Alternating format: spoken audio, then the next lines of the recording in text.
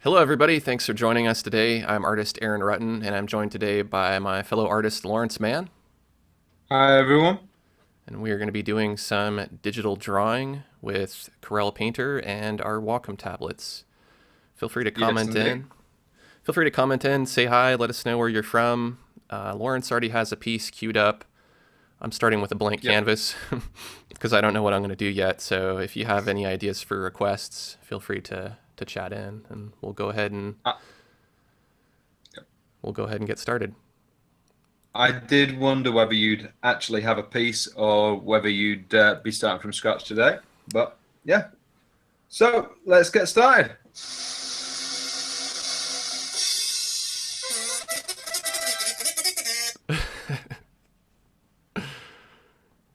You'll have All to right. you'll have to switch to your screen share too. I'm just Oh, doing it okay, right okay, now. awesome. There you Yeah. go. I So, should have done this one. so just so everybody knows, if you're not familiar with our live streams, Lawrence is on the left and I'm on the right. Yep. So yeah, feel free to chat in and say hi and let us know that you're here.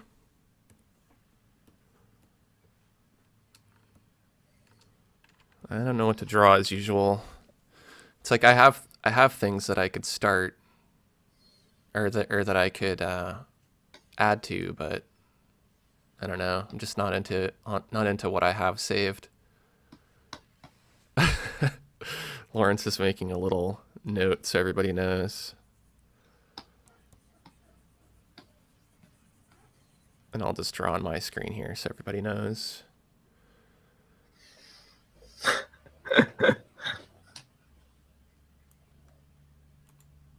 Do you know what? I'm actually going to keep this layer But because yeah, I know that's going to come in handy again.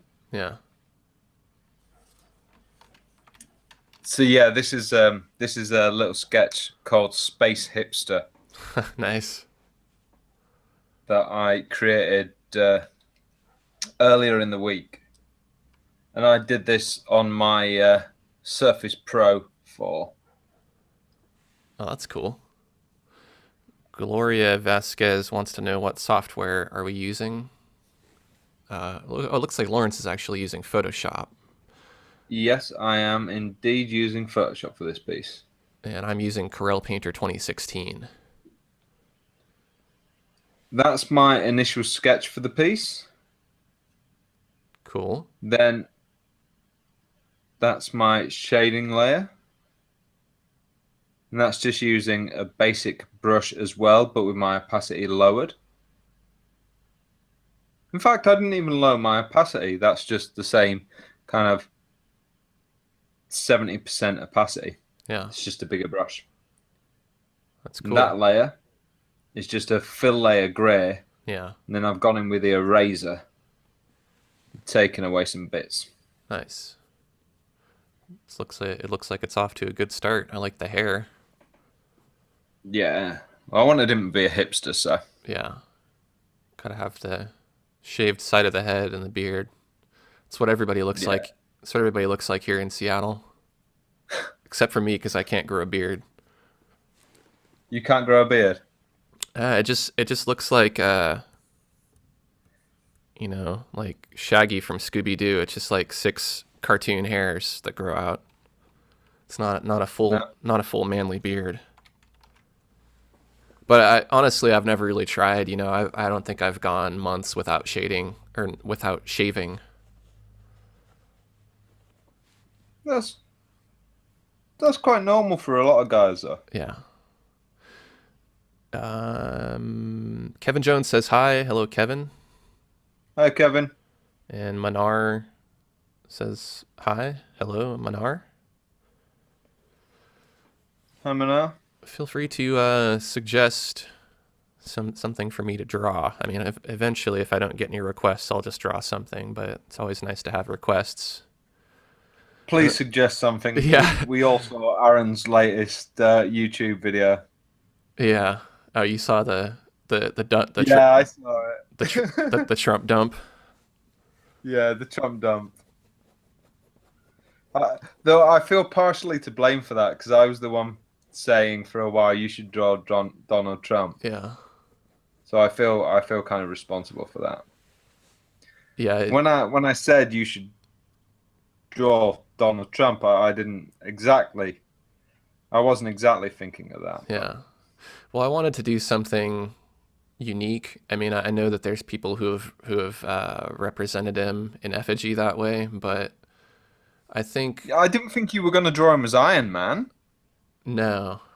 but I got a lot of compliments and very few negative comments about that. So I think overall people like it. People were really they were really impressed by how realistic I made it, and how it much was a pretty realistic poo. there was a I fun. was going to say, did you have some reference in front of you? Yeah, I did. Um, it was a photo though, of course, not the real thing. Yeah, you didn't drop a Charlie on the desk. No. Um, it's funny though. There was somebody commented and they were like, "It's so realistic. Wow, I guess I better give up because I'll never be able to draw as good as you." And I said something like, "Don't worry. If you practice hard and keep at it, you'll be able to draw realistic poop as well as I can."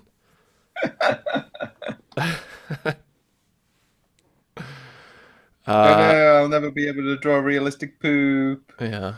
James Dyer's here. Hello, James. Hi, James. Gloria wants to know if I can draw a phoenix. I will do that.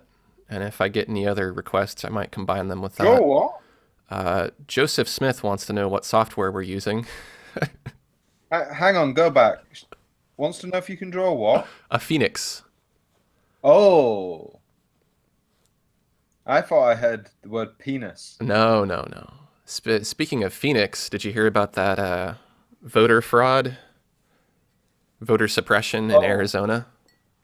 n- I've been hearing quite a bit about different voter fraud, but I Yeah, haven't heard about specific people had to. voter fraud in Yeah, Phoenix. people people had to wait up to 5 hours to vote, standing in line for 5 hours, and then a lot of them, when they finally got to the voting place, something had happened mysteriously, and they were either registered as a Republican, as an independent, or no, like no affiliation, which means basically that if they wanted to vote for a Democrat, they couldn't.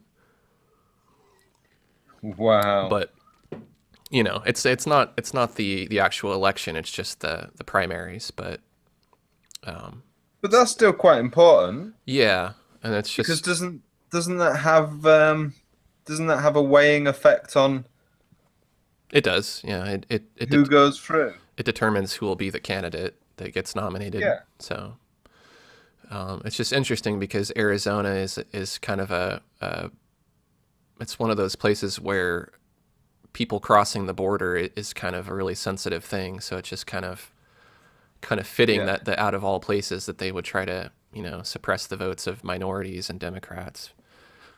This really should be like like political chat live stream. I heard that That's some people were waiting so long they were ordering pizzas in the line. yeah.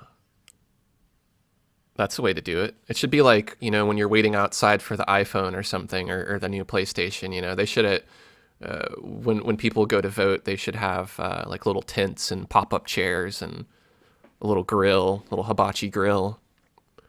You think the politicians would be there handing out pizzas and stuff, though? Yeah. Um, Ron Wrestler says that he's new to drawing, interested in how to go about a family member,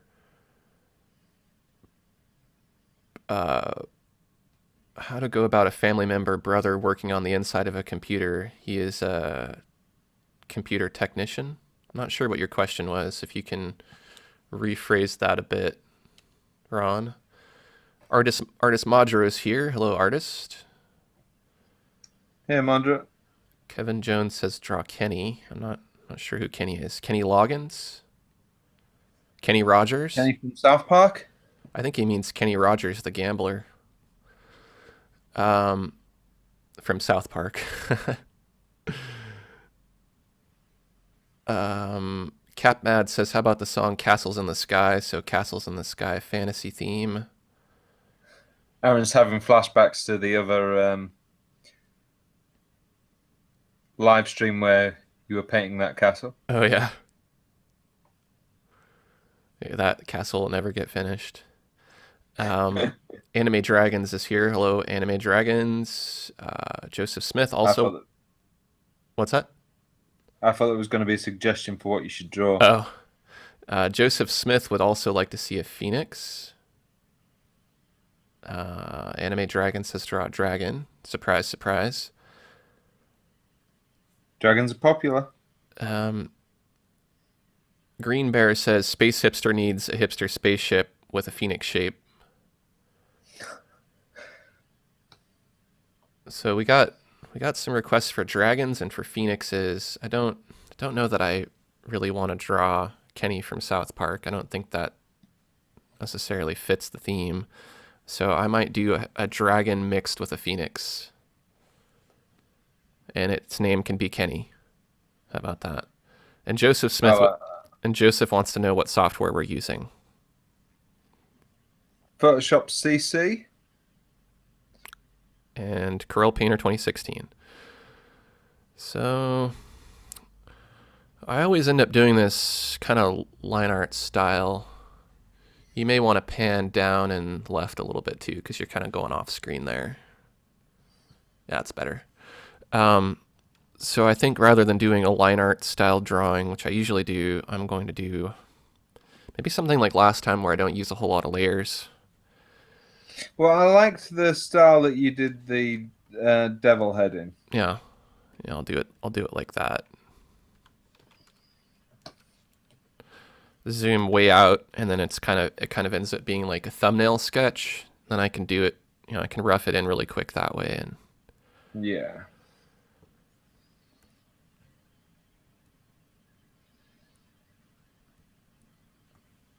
I'll go ahead and use my symmetry painting too. That'll save me a bit of time. Symmetry painting is fun. Yeah.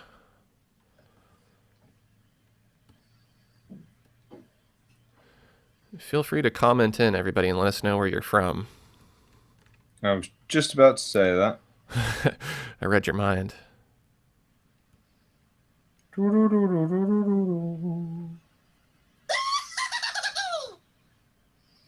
Hey, we have to get those in there. I've got a quarter to fill. Yeah.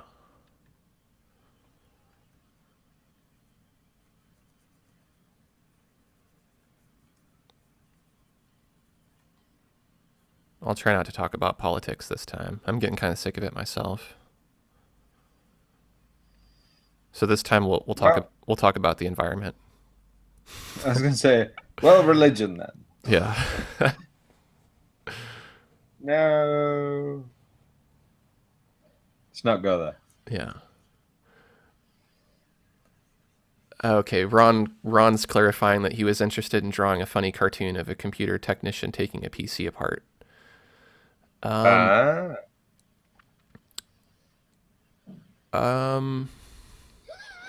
trying to think of if I have any tutorials on drawing cartoons. I know if you search my channel for cartoon, there actually are a few.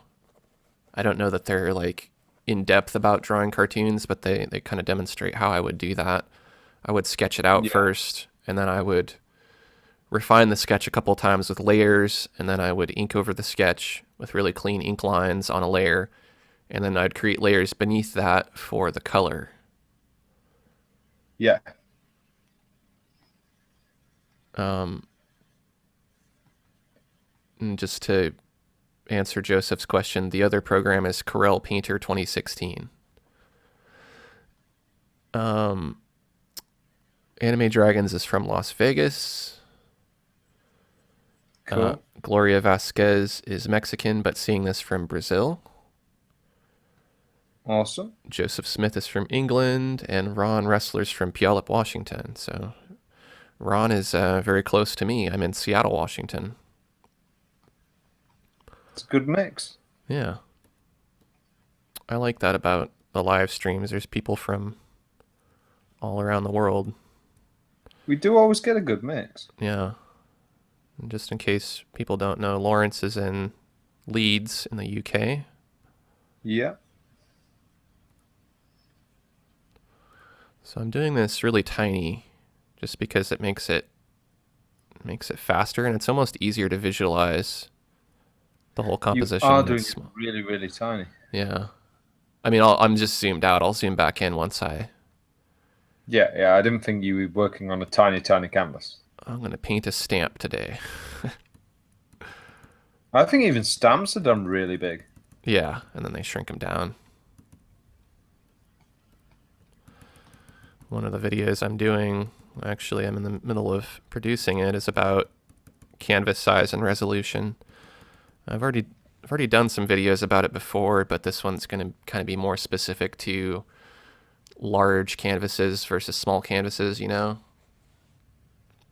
And so that's funny that you brought that up, because that's kind of one of the points is like billboards, you don't look at them really close, so they're actually really low resolution. Oh God, yeah. Otherwise it'd be a The size that you need for an A2 poster is the same size you need for a billboard. yeah.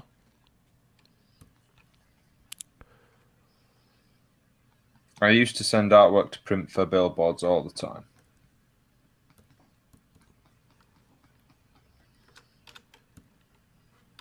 People always stress out thinking you need really high quality work. Mm-hmm. Truth is, you don't.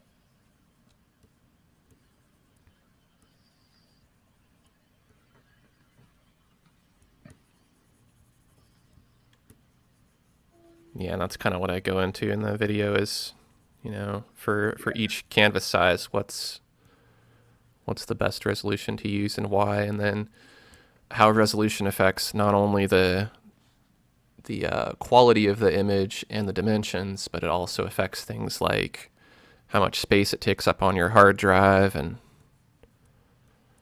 how likely it is to crash Corel Painter or Photoshop.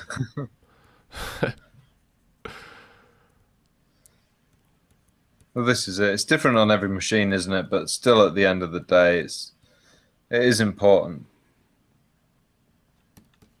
I always like to go for big files because I want to future-proof my work. But Yeah. I'm at the end of the spectrum that's just a bit crazy when it comes to file size.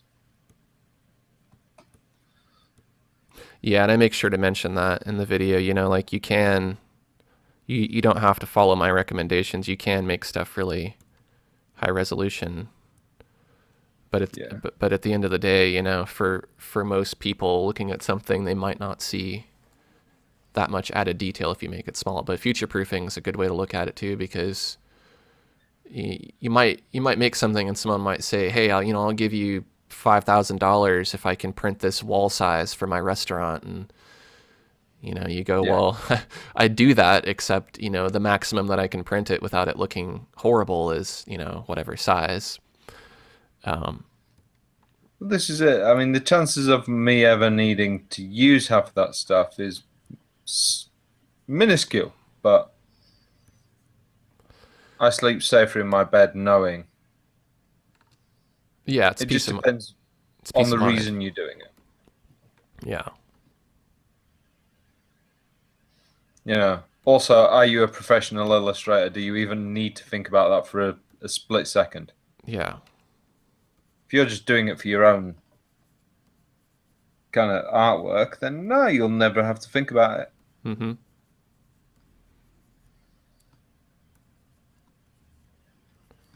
Yeah, a lot of my earlier pieces were actually pretty big, you know, because I thought, well, I'm going to make this and it's going to be so cool when I print it large, you know, I'm going to have a 60-inch wide print.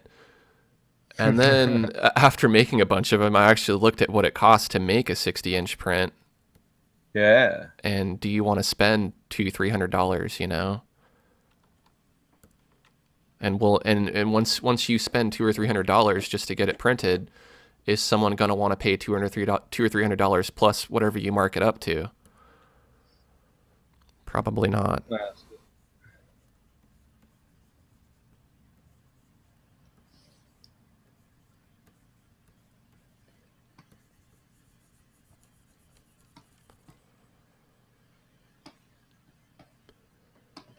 Manar is from Saudi Arabia.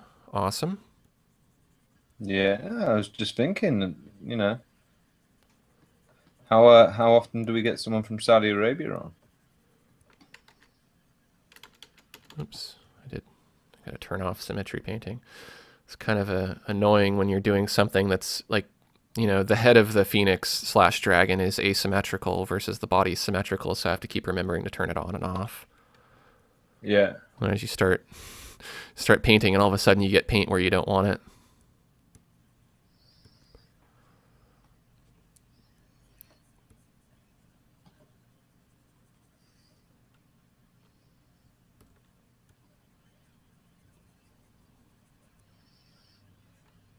An alternative is to do that bit, to copy and paste that bit onto another layer. Oh, yeah. That's a good idea. And come back to it. But it's kind of dependent on how you work. Yeah. Some people obviously wouldn't be comfortable doing that. I like layers. I use a lot of layers, but today, just so I'm not spending the whole time creating layers, I'm going to try to use fewer than I normally would. Well, this is it. When I'm doing videos, I always try and keep them down. But when I'm doing my professional work, I can end up with about 200. Yeah.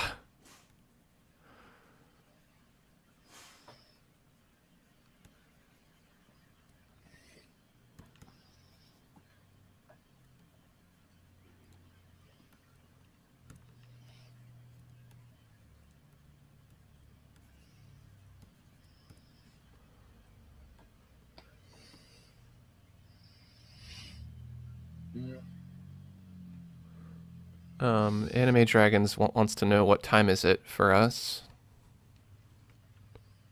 Well, for me, it's 7:45, but I'm in the UK. Yeah, it's about 1:45 p.m. here in Seattle.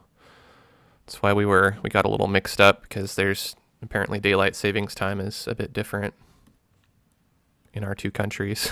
So we both thought it was a completely different time. So thanks everybody for hanging out.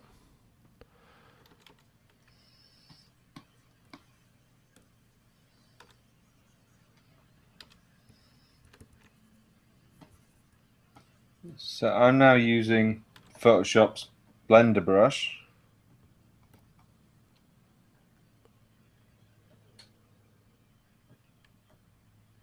Mary McCarthy's here. Hello, Mary. Hey, Mary.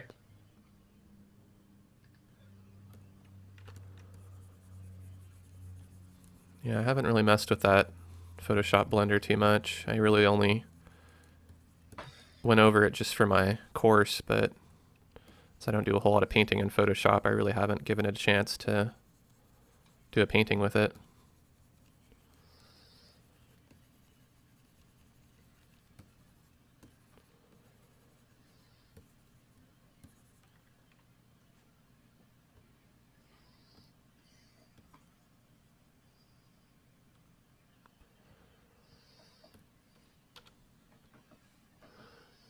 Anime Dragons wants to know if Corel Painter 2016 is free. No. Nope, it is not.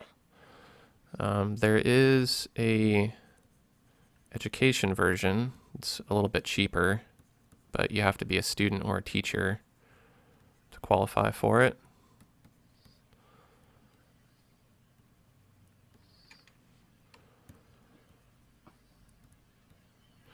But it is, if you're looking for a good paid application, in my opinion, it's the best one out there.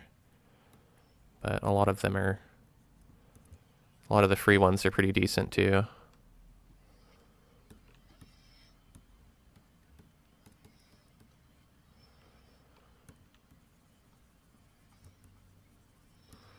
Just doing this kind of looser than I normally would. Even if I wanted to, I don't think I could do a painting in the style that I normally paint in for a live stream. It'd be like a 8-hour live stream. Some people do those. Yeah. My problem is I end up talking too much, and so it takes me twice as long to do something, you know? Yeah, yeah, exactly.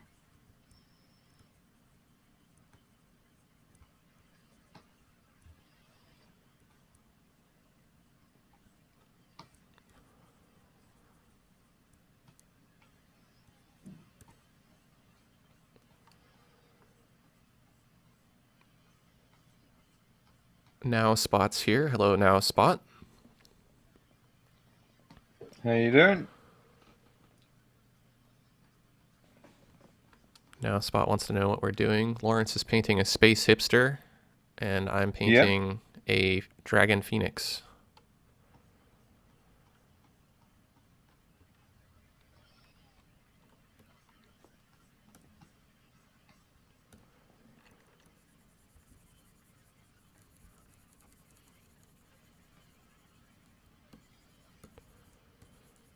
Looks like your connection's working a lot better this time. Yeah.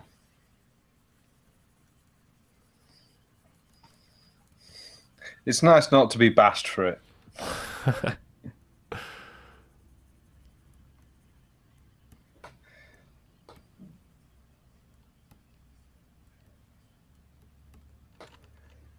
That wasn't the, you know,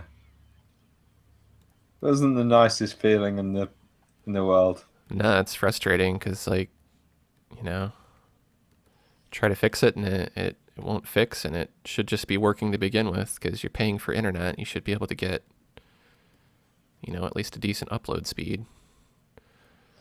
But It's the trouble with having a bad internet provider, especially one who should be reputable. yeah.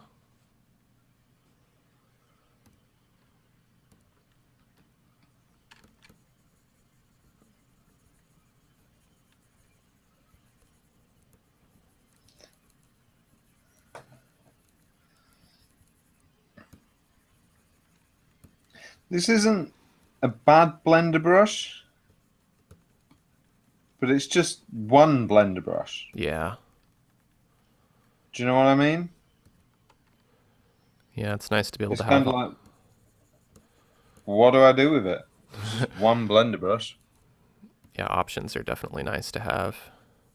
Yeah. I mean, I suppose I can use any of the brushes here to blend with, Mm-hmm. but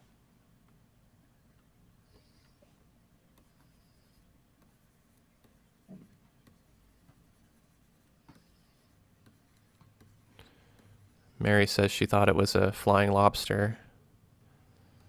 Could be the new restaurant. that's harsh. It does look like a lobster though because of the tail. Could be a new restaurant chain, Flying Lobster. I'd eat there. Yeah, you kick back and somebody whips a lobster at your plate, and from out of nowhere, Yeah. there's no waiters, no servers. There's just a wall with a catapult. You just hear the word incoming. Yeah, Yeah. put on your bib and Hold out your plate. Yeah. I've never had lobster, as far as I can recall. So I don't like seafood. You've never had lobster. No, I've always kind of thought that crustaceans were like bugs that live in the ocean, which technically they are.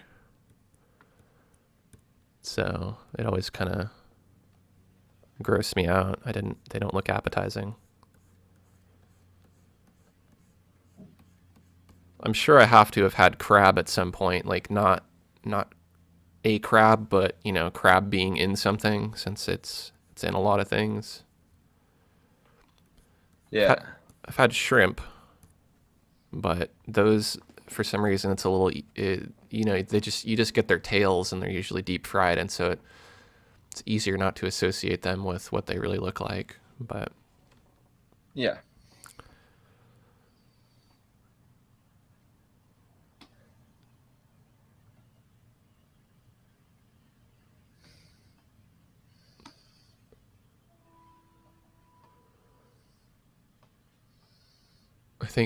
I think since we're so zoomed in on our work, it's hard for people to tell what application we're using.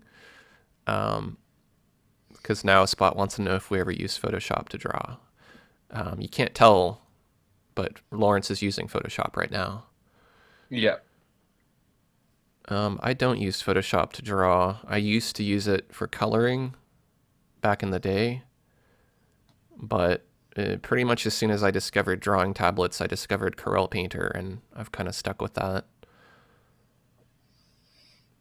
I use Corel Painter a lot of the time, but I like to pick different things depending on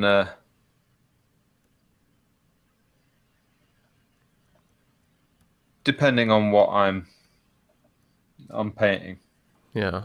You know, for me, I'll pick a different painting application if I think it warrants it for the painting that I'm working on. Yeah, I'll do that with some things. Like there might be times when I want to use Art Rage because it has really nice texture effects and it looks a little more like impressionist painting. It has a very specific look to it.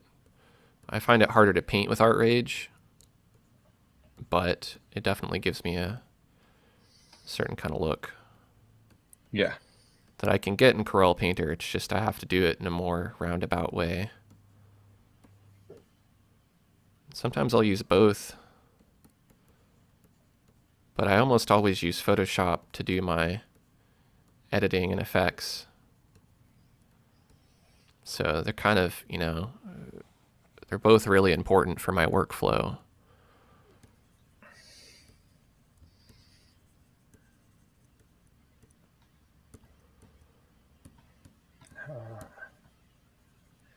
Spent ages trying to figure out why I can't blend these pieces up here. It's because there was nothing there. It was completely transparent. Oh. I've been playing with the blender brush. It's because I don't use Photoshop's blender brush too much. Mm-hmm. Normally, if I want to do any blending, I'll go into Painter. Yeah. Normally with Photoshop, I tend to do harsher lines. Mm-hmm.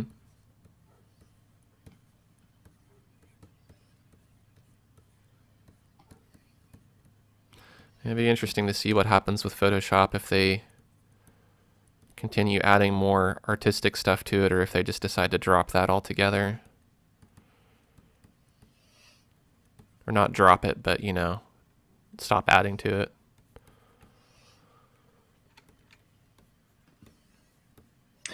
I don't think they'll ever stop adding to it, but they certainly concentrate on other things. Mm-hmm. That's certainly where they've been.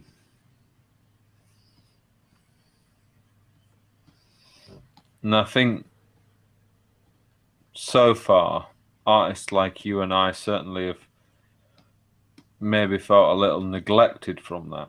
Yeah. I know I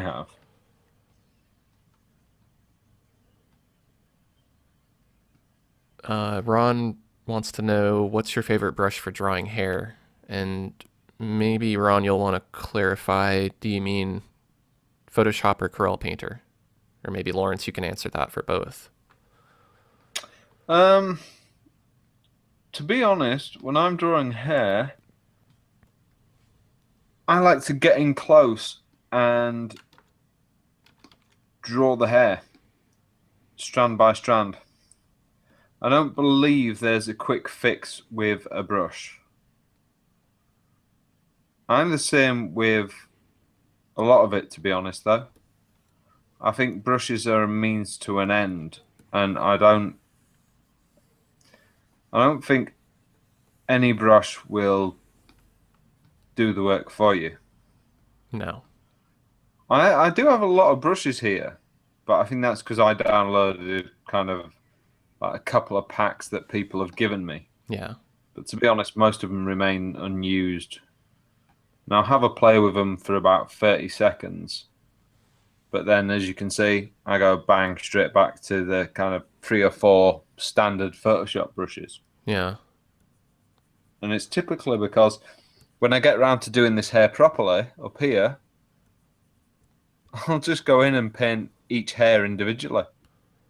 Because there is no substitute for doing that. There's no brush that can just go, ba-doom, all the hair. Yeah, there's brushes. Painter has a couple of nice hair and fur brushes, which are actually really good. But even then, I don't think that I trust any of them to give me a really realistic feel. Yeah, And they still look a bit CG. yeah, it's kind of like they spit out a bunch of hair, which is fine, but the problem is that it's too hard. It's too hard to really properly contour it, you know, like They make a good starting point. yeah. It depends, you know, if you're going for more of like a concept art look, maybe in some cases for beards and stubble, certain kinds of hair, they would work, but yeah, I mean, it's only going to be like a base layer, and then you're ultimately, if you want a more natural realistic look, you do kind of have to draw each hair. I mean, you can set a base and paint over it, but you have to paint a lot of individual hairs if you want a photorealistic style, and that's just Exactly. because hair isn't really flat. It's as three-dimensional as anything else, and so you have to follow the contour of the head, the direction that the hair is going. Hair has to overlap itself. Some hair goes one direction, some hair goes another. And if you just have a brush that generalizes it, it's gonna look kind of fake. So I tend to use the Detail Oils brush a lot for hair because it's a very thin Mm. brush that tapers off really easily. And so that would be my.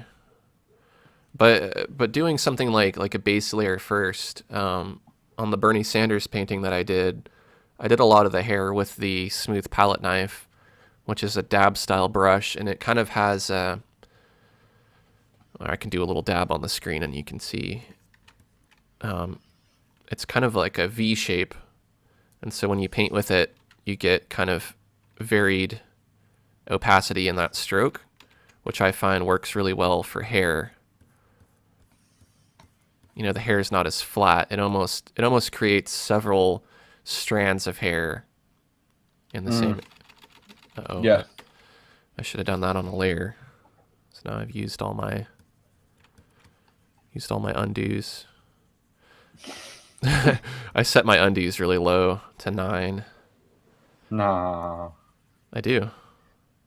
I know. I rarely use I know. undos. That's exactly why I don't. I like a lot of undos. It's better to do than to undo, in my opinion. But there are times, like just then, where I agree with that, but then still I like the option. yeah. I don't know if it's still relevant with modern computer technology, but it supposedly the fewer undos you have, the faster your computer will perform because each undo is saving a bit of information. That's still relevant, but it's um it's not really. Yeah, because I think computers are fast enough now to where it's not really. Yeah. Yeah, exactly. It's not going to affect anything now. So mainly I'm using it more for more to keep me moving forward. And I mean, it's rare that I need to use more than 9 undos, you know. It's rare that I even need to undo anything. maybe I'll do it for a stroke here or there. But I'm not. If I need to do 32 undos, that means that I really messed something up, and I either need to erase or clear the layer and start over, or make a correction some other way. So See, for me, because I draw on, it's lots of little dabs. I might have actually made 32 little marks. yeah. So I might actually want to undo all that.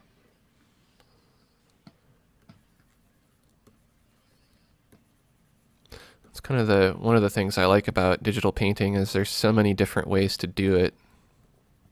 You could say that for traditional art too, but I think there kind of tends to be linear workflows that you have to abide by versus digital. You can do quite a bit more. I think as well, it depends if you started off traditionally or whether you started off.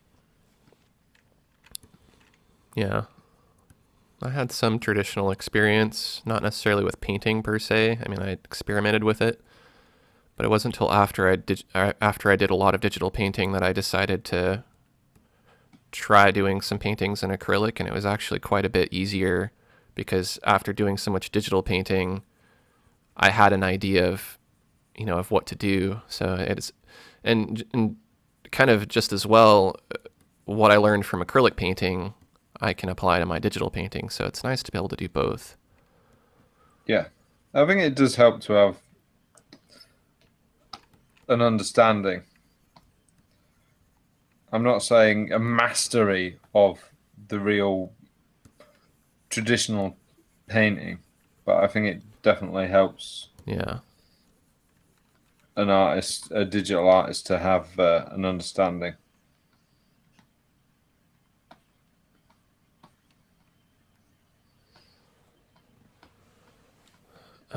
Let's see what we have in the comments here. Now I think it's because. What's that? Oops, go on. Oh, sorry. Go ahead. I was just going to say, I think it's because the tools are created to mimic traditional tools. Yeah.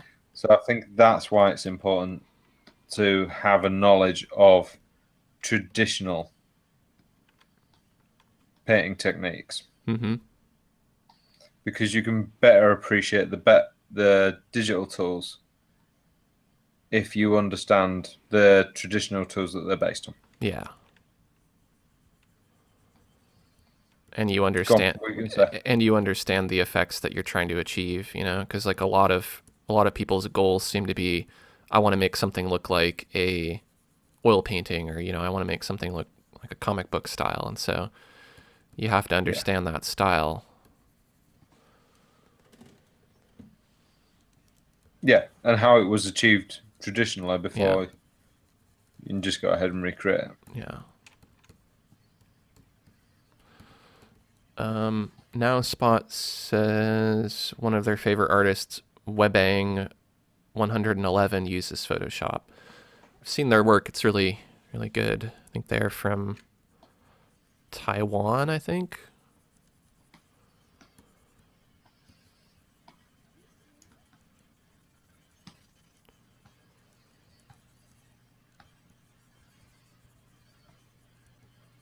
I'm subscribed to their channel, so I see what they do.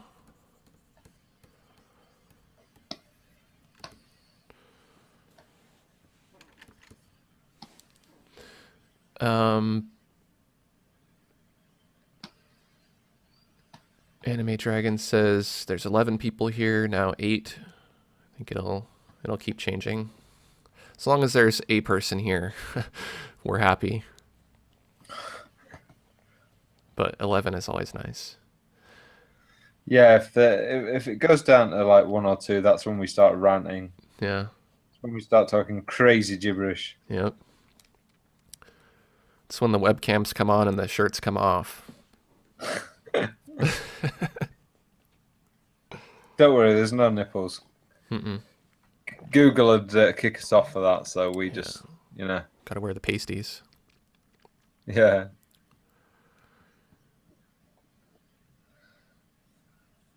We got some FX.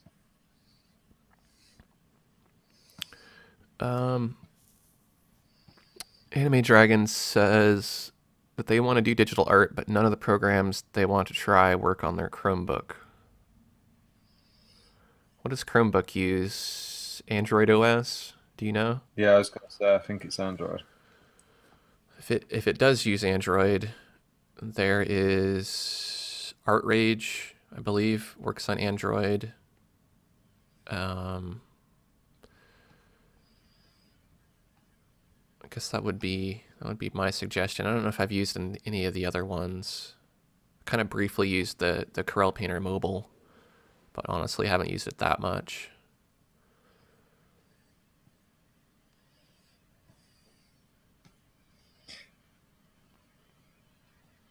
Well, Outrage has had some like really nice stuff done on it. You know, I'd Yeah. definitely give that a go. Yeah. It's one I'd definitely suggest.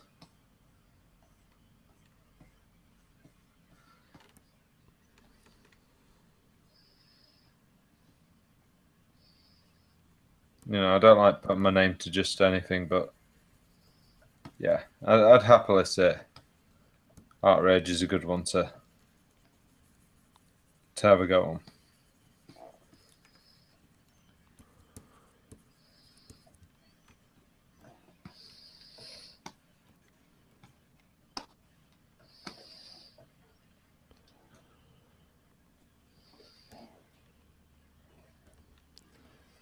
Let's come along a bit. Yeah.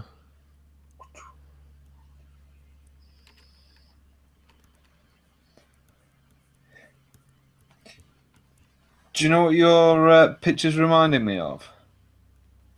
One of those medieval tapestries. Oh yeah.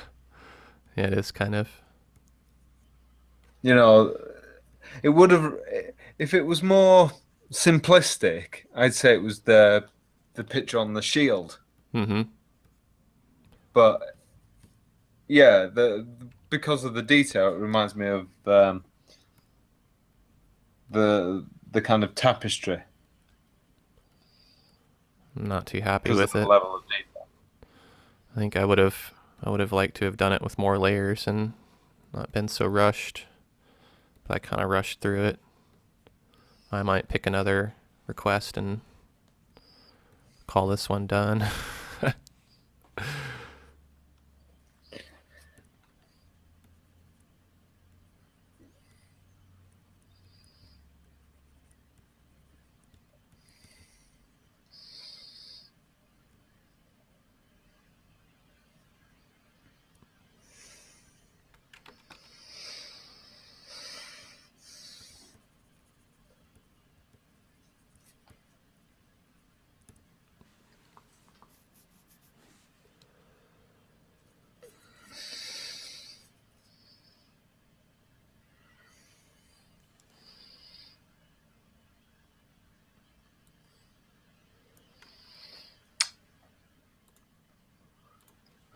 Oh, I wasn't screen recording this. I wish I was.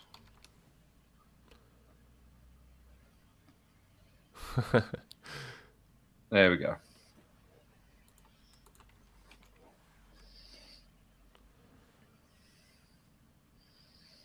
um, Awa Kamaruma says translator does not translate so quickly, but we have a nice voice.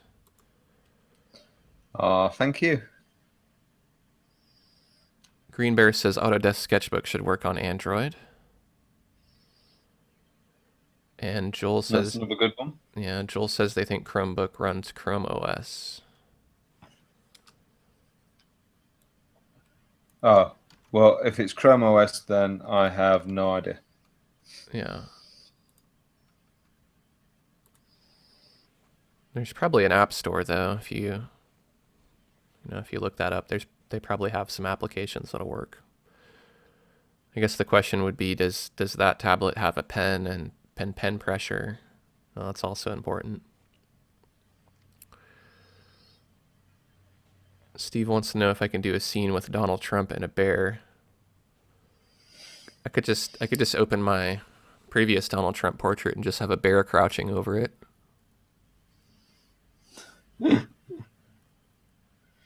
I would suggest just staying away from Donald Trump, Yeah. Like I've or you'll be the Donald Trump guy. yeah. I don't want to be affiliated with him. He'll probably ring you up and ask you to do a portrait. Yeah, I saw your work. I want you to do a portrait. Yeah, he couldn't pay me enough money to paint a portrait of him, unless he was Like, unless he was okay with it being a piece of poo. you say that, but No, I mean I think you know I don't know that I would want a lot of money because then you got more problems to deal with. Like as soon as you win the lottery, all your friends and family they all want money for stuff, and then even if you're generous and you help them out, then there's always going to be people who you can't help out, or you do help them out, and then they spend all their money on drugs or something, and then they want more money, and all of a sudden everybody thinks you're a jerk because you have a bunch of money and you're not giving it away to people, and God, you West Coasters. yeah. So I'd like to have enough money to live comfortably for my entire life, but I don't need like four cars. I don't need a mansion. I don't need a beach house in another state or another country. Yeah, you just want the beach house. Not even. It just so many people in this world have so little that I think when people have things like that, that's a lot of money that could be given to homeless programs or food banks or education, things like that. So even if I don't play the lottery, but even if I did win it, I'd probably give a lot of the money away. It's very nice of you.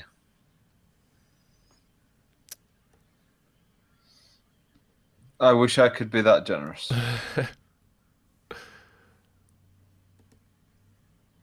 Unfortunately, I couldn't.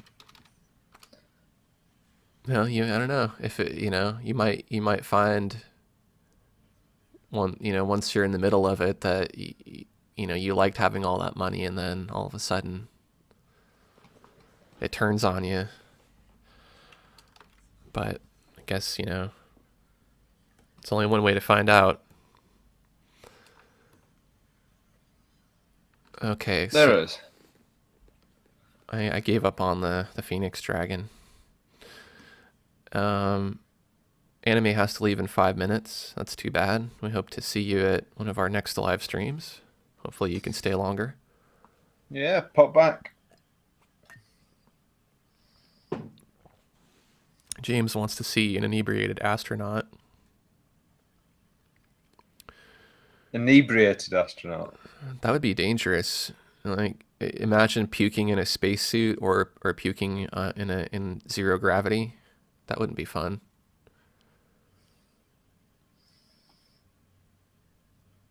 I like the speckle stuff you did on the hair there.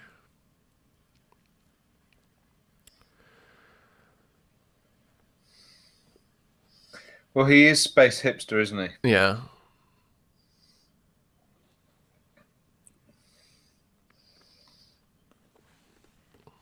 Yeah, I don't know what I want to paint now.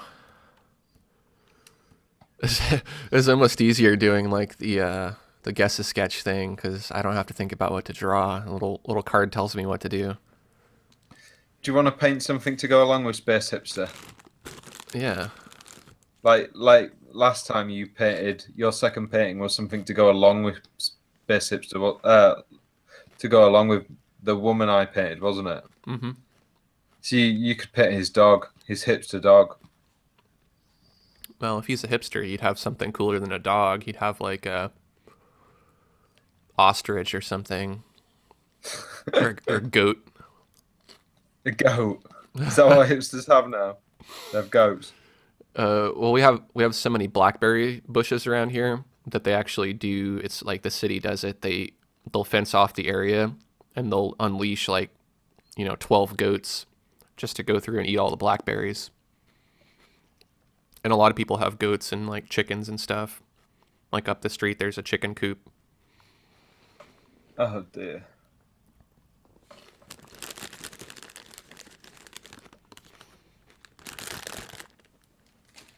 I really don't know what to make of that.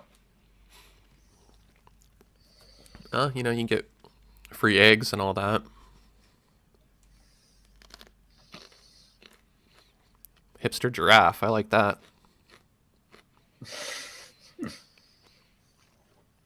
And give that a try. I don't know if I've ever drawn a giraffe. Panda, that's a good suggestion. Or a muscular frog.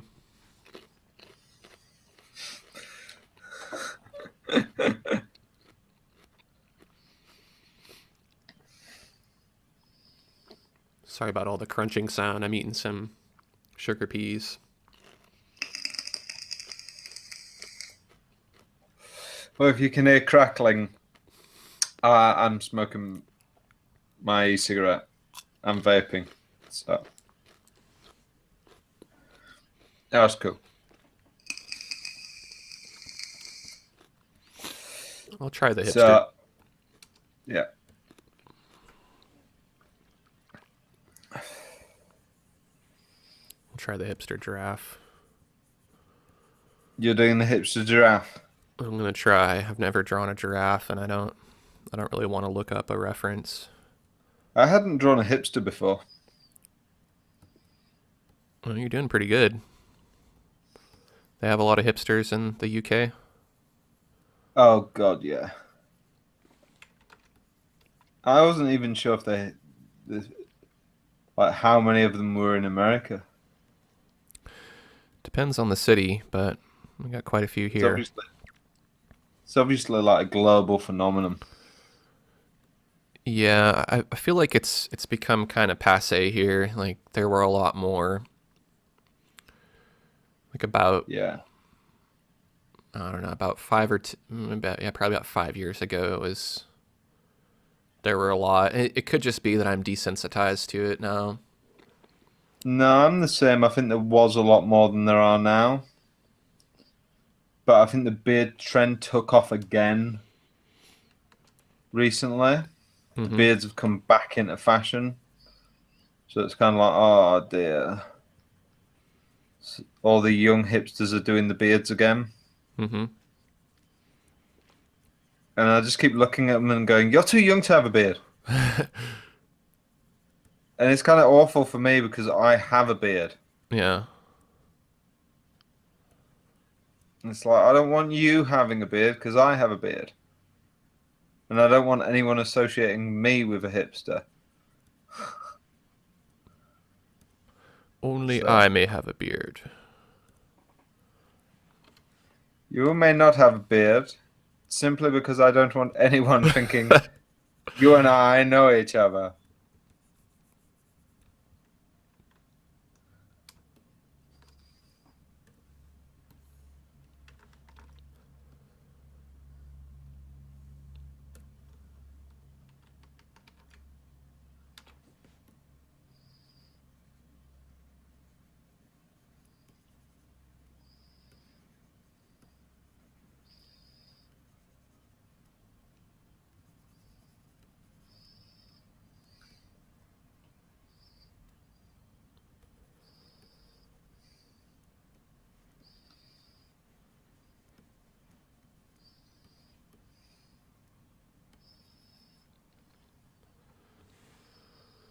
It's not a bad giraffe.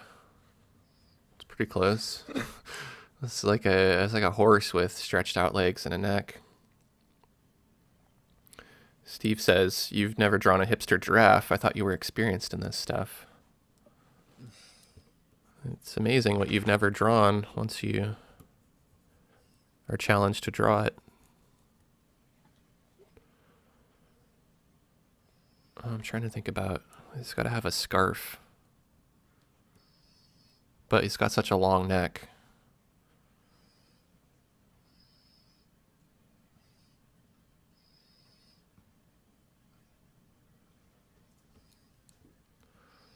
Start with the easy stuff, like the hipster glasses.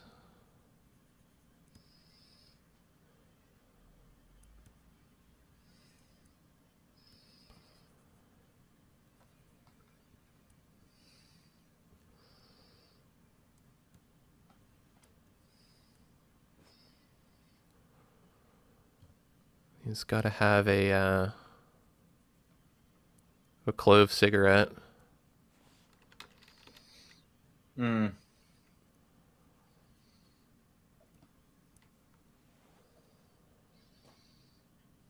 Yeah, this is challenging. Oh, definitely.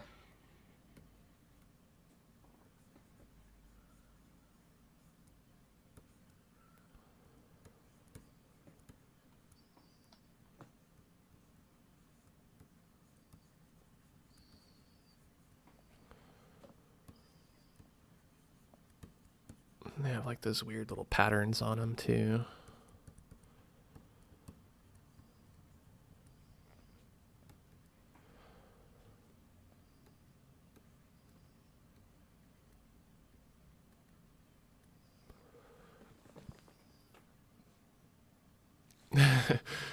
Steve says +1 for muscular frog, and then muscular frog vaping. Anime's got to go. See you later, anime. See you later.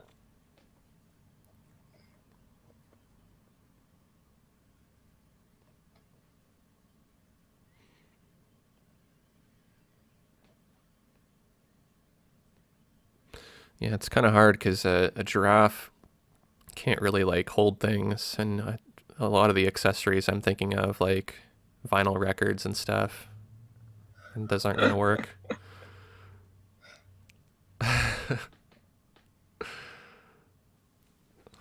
I'll just ink it from here and see where it goes.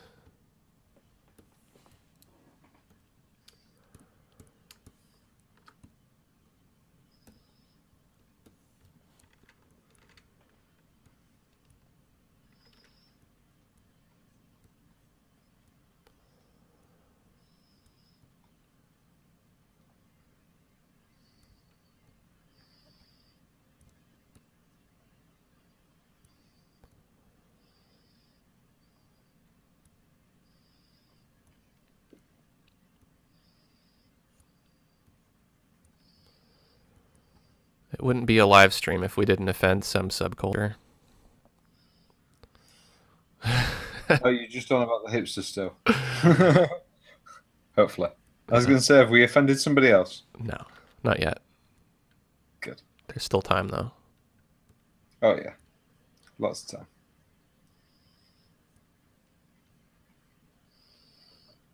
But I don't think we have. No.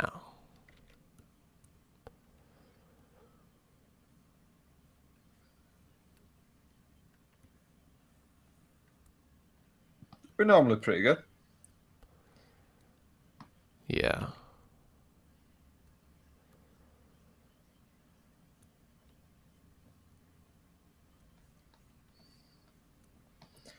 We normally don't say too much that's, that could be considered overly rude. Yeah.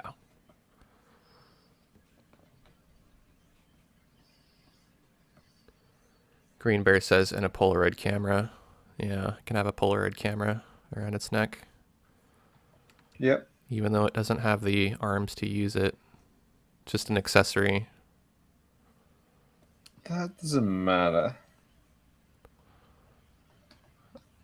I know I'm trying to enforce logic in something that's completely illogical, but that's what I do with art. It's okay if the giraffe's wearing a scarf, but it can't have a Polaroid camera because it doesn't have the arms to use it.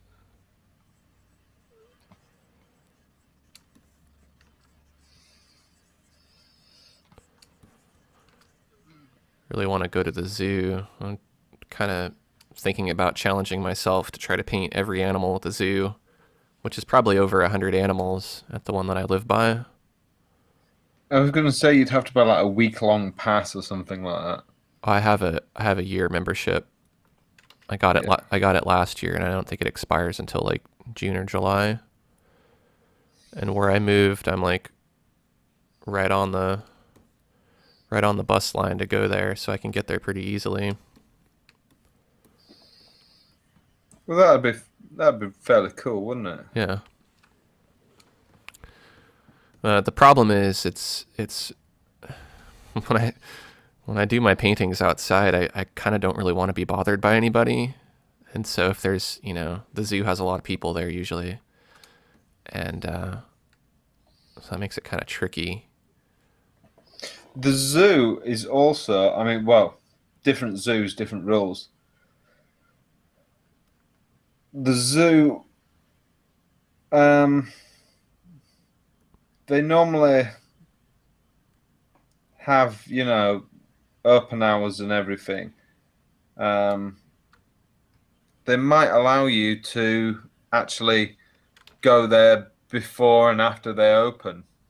Yeah, I asked, and they got back to me and said that they don't have hours for people to go there that aren't public, but they have times that are like recommended times for photographers and things like that. So they suggested that if I go right when it opens or right before it closes, that's the best time. So I was kind of thinking maybe I'll go there right when it Okay. opens, and then I'll make like a mad dash. Like I'll run as fast as I can to whatever exhibit that I want to paint, get there before anybody else, and then I'll have, 10 or 15 minutes. Yeah, time it's set up.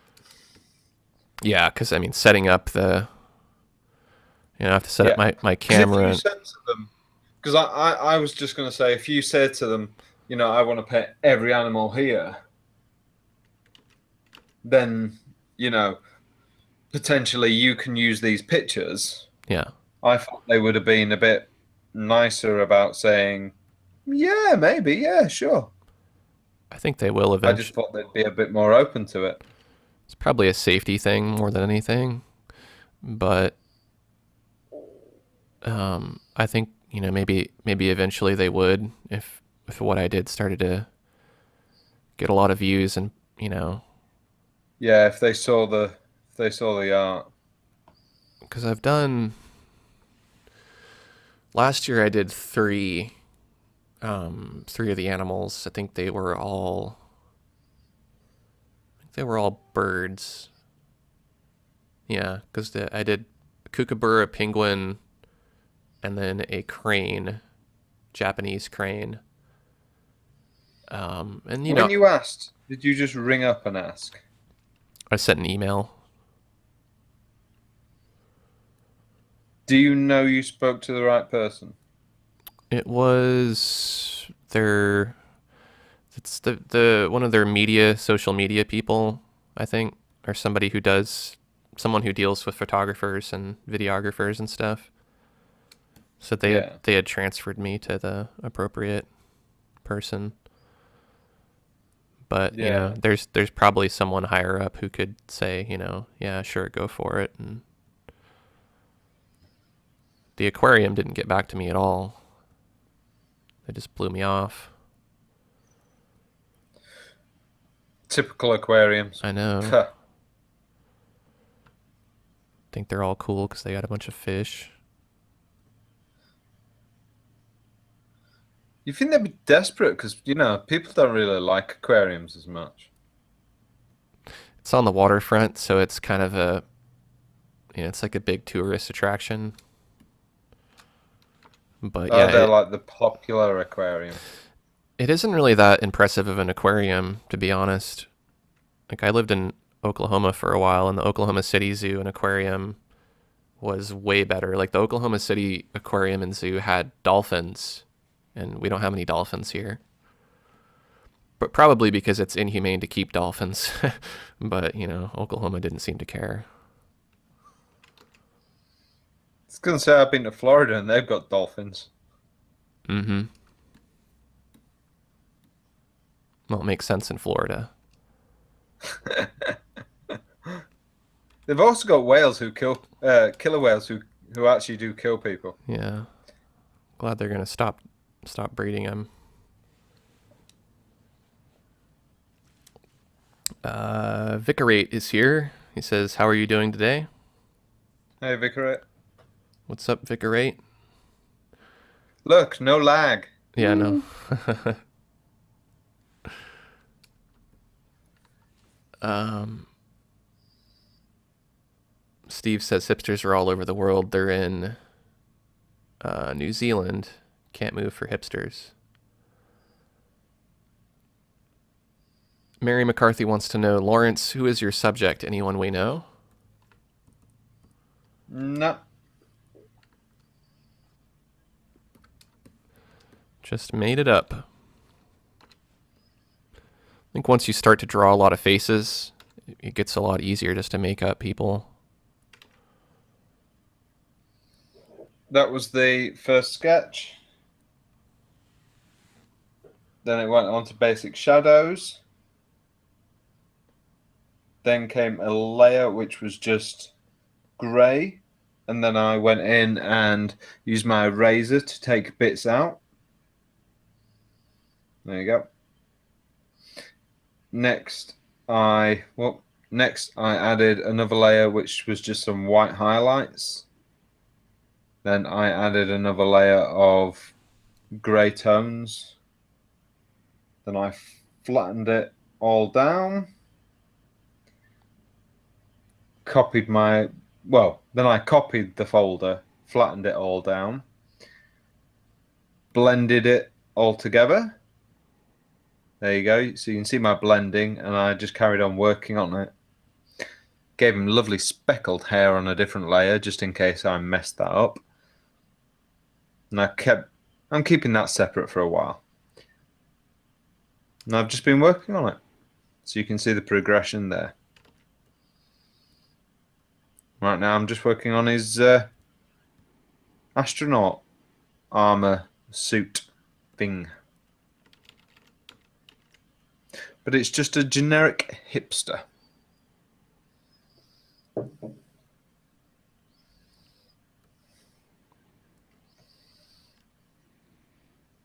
Gonzalo says the boots aren't hipster enough, so I added some fringe to them.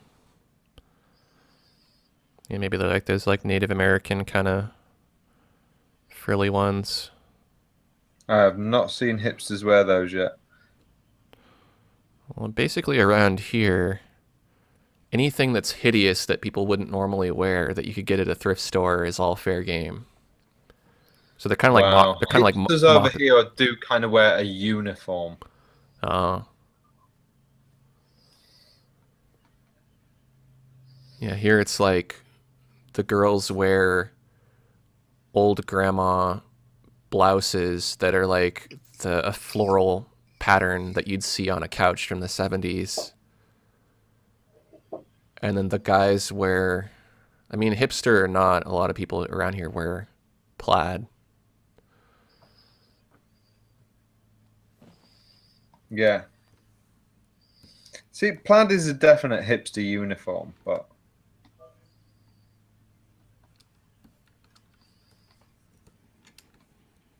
I like this giraffe better than the phoenix.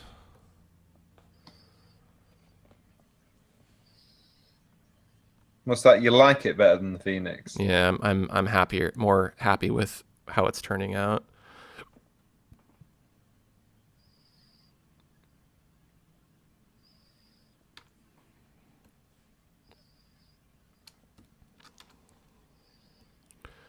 Now, forgive me if I'm wrong about the shape of the spots on this kind of animal. I think that they're kind of, Hexagonish? yeah, hexagons with like hexagon donuts. I don't know about the donuts bits. I'm pretty sure there are hexagons. Oh, they're donuts. I don't know.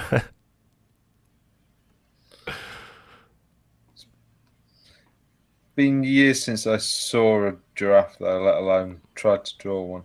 Yeah. This will be my first Maybe last time. Well, that's not true. They have giraffes at the zoo, so Yeah, so you're definitely going to draw one again. the challenge is it's like the last three that I did in probably about 15 minutes each. And so it's not really enough time, especially trying to draw an animal that keeps moving around constantly, and then you got people all around you looking over your shoulder, and they ask you questions occasionally. So it's really challenging. I don't know that any of the drawings that I do are going to be like super photorealistic, but you know they're pretty good considering the circumstances in which I had to draw them. Yeah.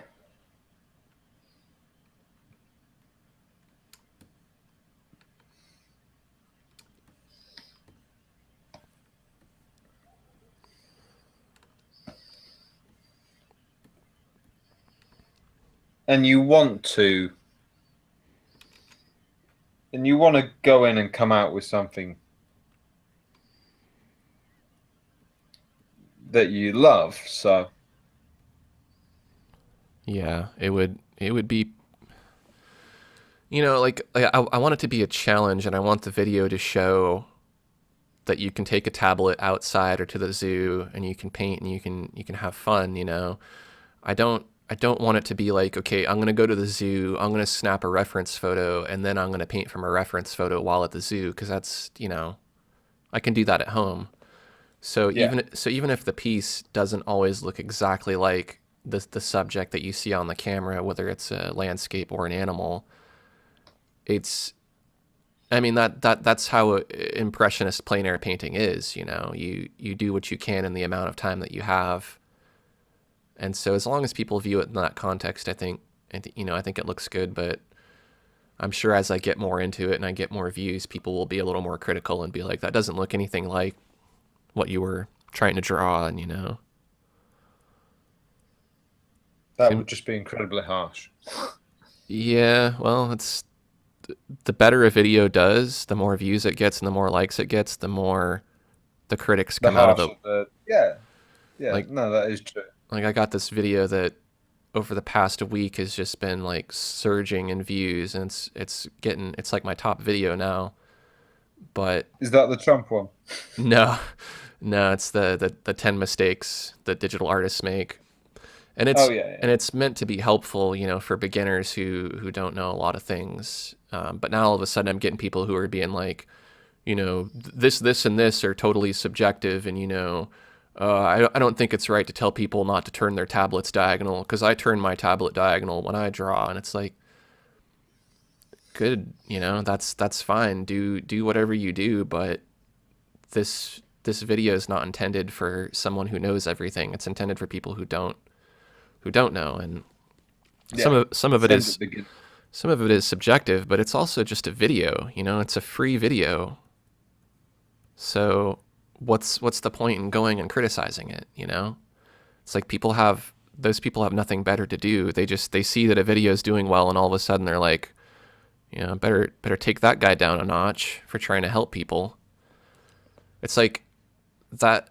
Even though 99% of the comments I get are positive, it's that one or two comments here and there that just make me not even want to put up videos, because it's like, what's the point in being successful on YouTube if all you're doing is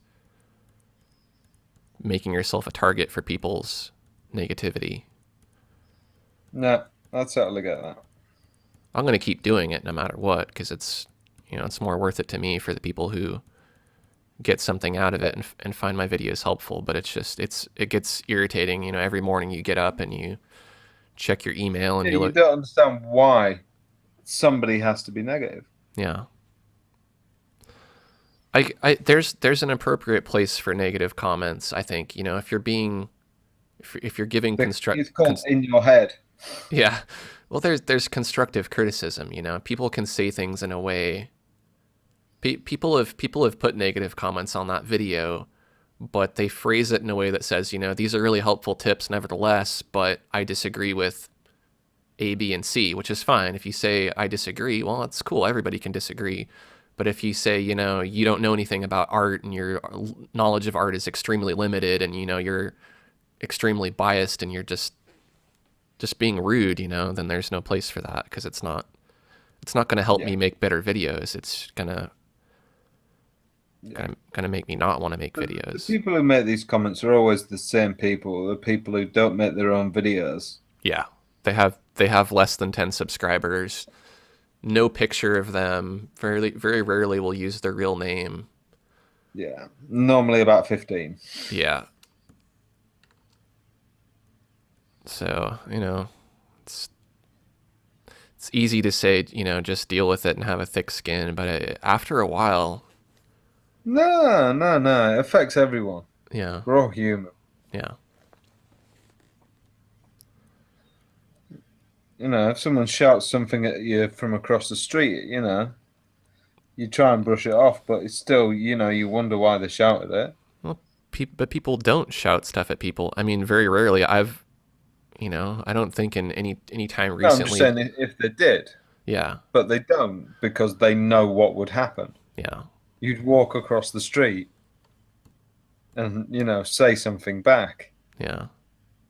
It's the safety of YouTube. Mm-hmm.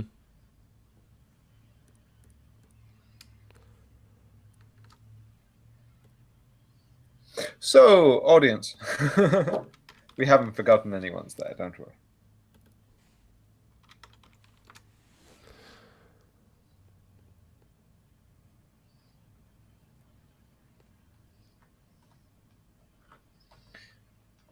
Steve says they're like cracked lava, the patterns on the zebra. So maybe I got it, or not the zebra, the giraffe. Maybe I got it wrong, but oh well.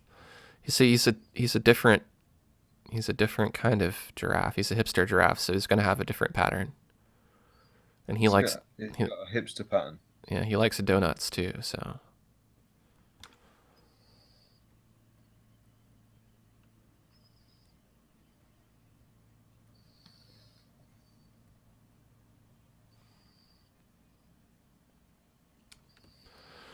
all right, how about colors? How about people in the audience? If you have some ideas for colors, they don't have to be giraffe colors either. Throw out some colors, and I will color this giraffe. No, well, surely a hipster giraffe wouldn't be giraffe coloured anyway, would he? No, definitely not. That would be the maddest thing ever. Should he have a beard? I think he'd have one of those big curly mustaches that hipsters have. Oh yeah. Now you're onto something.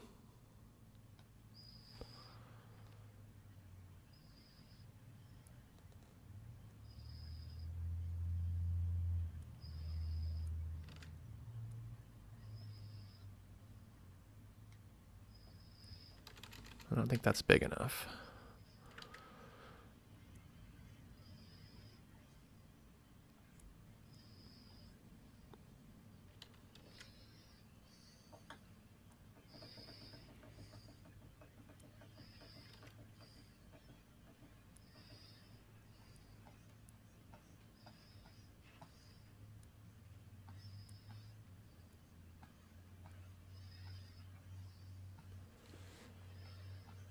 And a bow tie.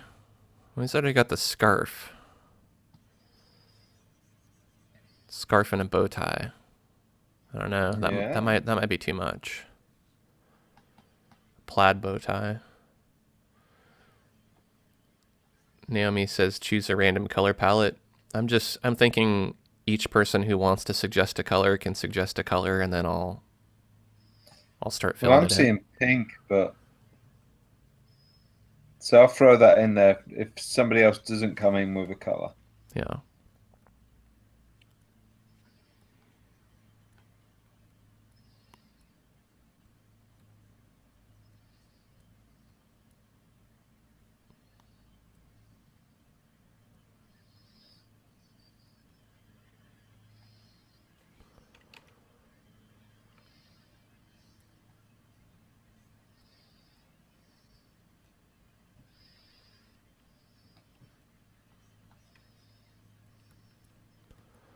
I'm gonna try to make this look kind of plaid.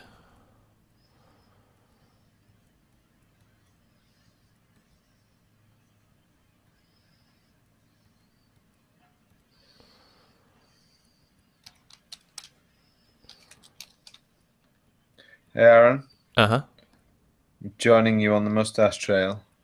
Nice. Get aboard the mustache train. That sounds dirty. Sorry. Take that back. Choo choo. Hey, ladies, jump on board the mustache train. Yeah. That's very wrong. Now we've offended some people. Now we've. Should have a little sound effect for that. Oh wait, I got one.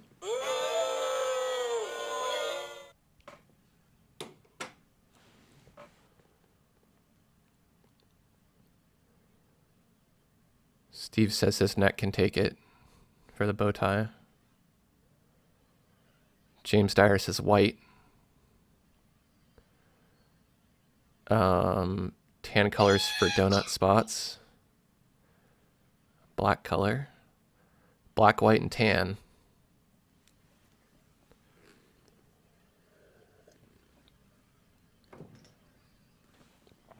All right, if that's what you want.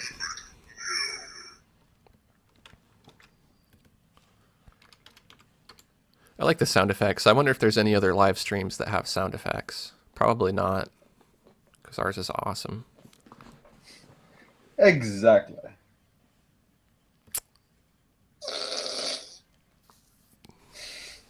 Jeez, do you have Chinese food?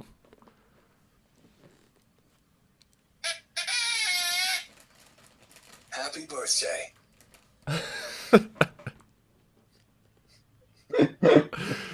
That one just seems out of place.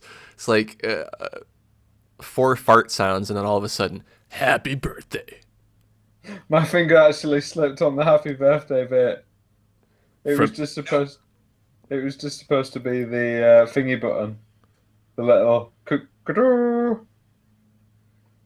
from the director who brought you Blade Runner, happy birthday.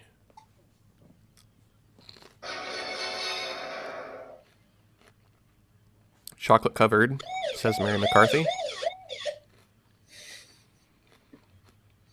I was looking to see if I had like a train noise or something, but like the mustache train. But no, didn't have one. Well, so I got white and black and tan, but I'm going to need a background color if I'm going to make the giraffe white. So I need one more color. And chocolate covered, says Mary.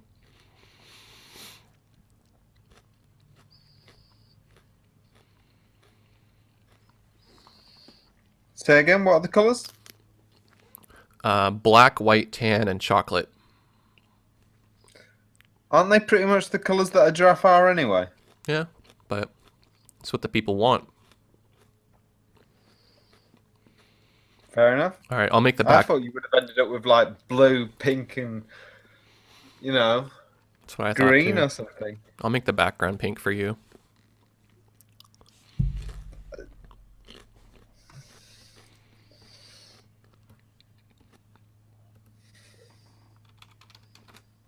Okay, so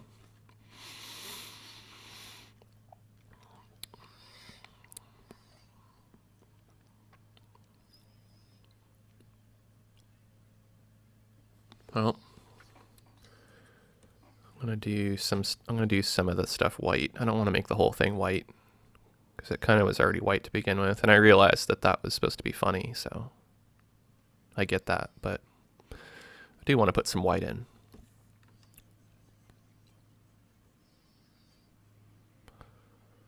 It's kind of fun coloring. I should make some. I mean, I've thought about it. It's on my list of things to do, but I should finish it and actually make some coloring books. Digital coloring books. Stuff like this would be really good for that. And I have a lot of things that are already in black and white or could easily be converted to black and white. But for some reason, I have these ideas and then they just sit in like a notepad for a long time. Yeah, I think we're all the same like that. Like I probably have ideas for videos to last me 2 or 3 years.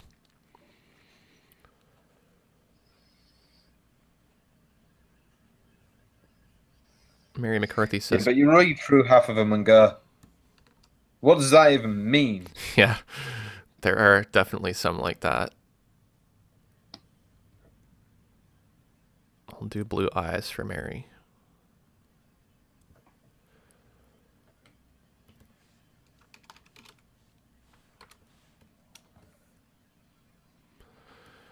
We got some white, we got some blue.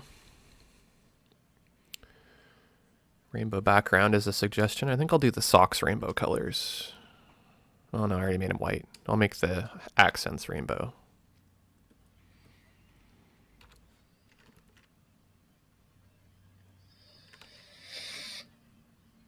Hmm.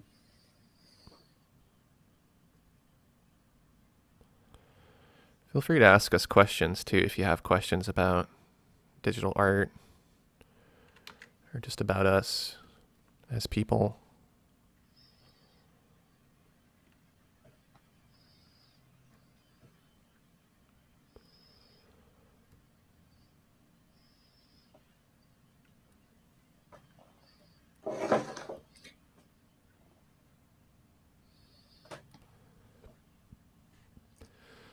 Can do tan for the moccasins.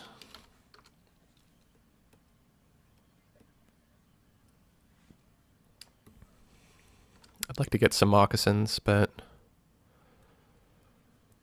I have kind of an unusual shoe size, so it's hard for me to find stuff to wear on my feet.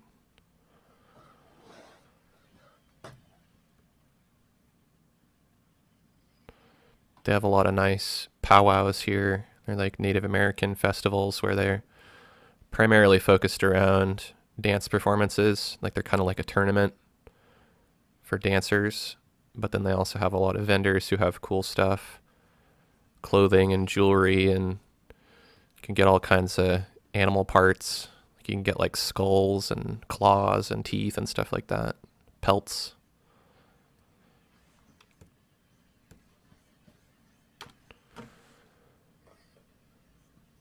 How much do you how much do you go in for the whole traditional heritage kind of? Um, well, I'm more German than I am Native American, so you know, I don't really I'm not really into German culture that much. But I do like the Native American culture. It's more focused on the environment and things like that. So I don't go around wearing turquoise rings and you know stuff like that. But I do have a lot of Native American designs for my shirts and stuff like that. So I like it and I'm interested in it, but I don't take it too far, Yeah. because it would just be kind of silly. But I do like to go to the powwows and stuff like that.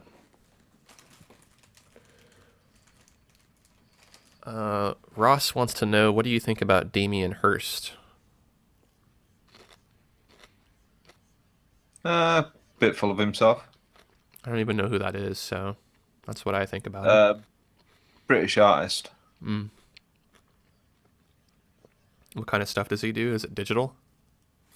No, no. He sticks dead animals in tanks of formaldehyde and puts them in art galleries. Hmm.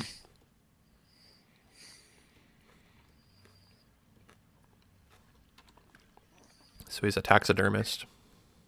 Basically,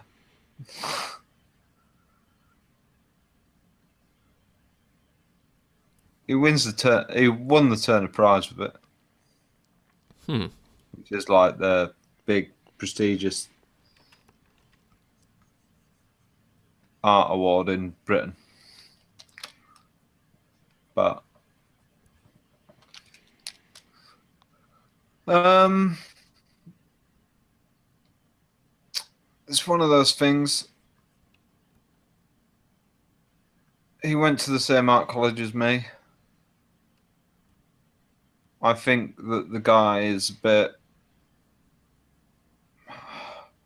I think it's all style, no substance. Yeah. It's kind of You interesting know? that there's those two avenues of art and art collecting. There's people who are talented, and that's why they sell art. You know, maybe the talent is the idea more than it's the amount of detail in the piece, but they're doing Yeah. something, they're innovating, or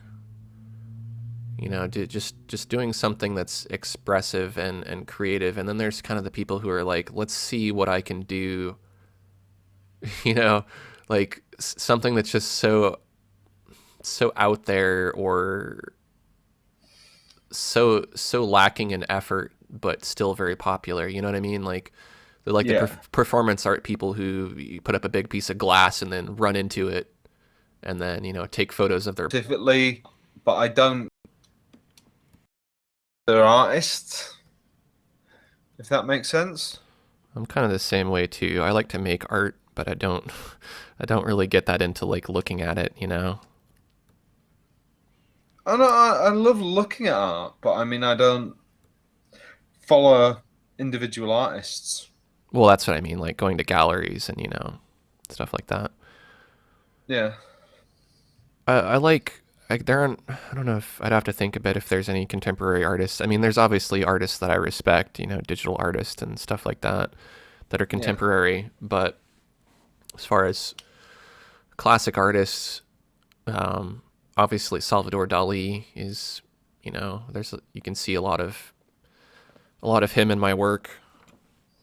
See, I couldn't stand Dali. I was never a fan. You didn't like his personality or his work, or both. The work. But I could at least I mean his personality and day contemporary it's like I don't understand the need for it. Mm-hmm. If you want to do that, then do that, but to me it's no different from being an actor. It has no place in art. Yeah. And Yeah. to me, the Turner Prize and other awards, they give them away to people for being a character, not for their art. Yeah. Like people like Damien Hirst doesn't produce art. Did he create the shark? No. Did he create the tank? No. He didn't even put the tank together himself. Yeah. He paid somebody else to put the tank together. He didn't catch the shark. He didn't kill the shark.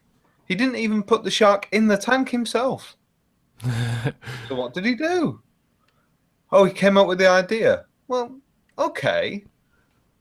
But There's a guy like that here, Dale Chihuly, and he's a glass artist, and he just doodles stuff on napkins, and he has a whole crew of people that blow the glass, sculpt the glass, install the glass, and he just gets credit for it. And he has a museum in Tacoma, and then they recently built at the Seattle Center, which is kind of like the main, it's where the Space Needle is.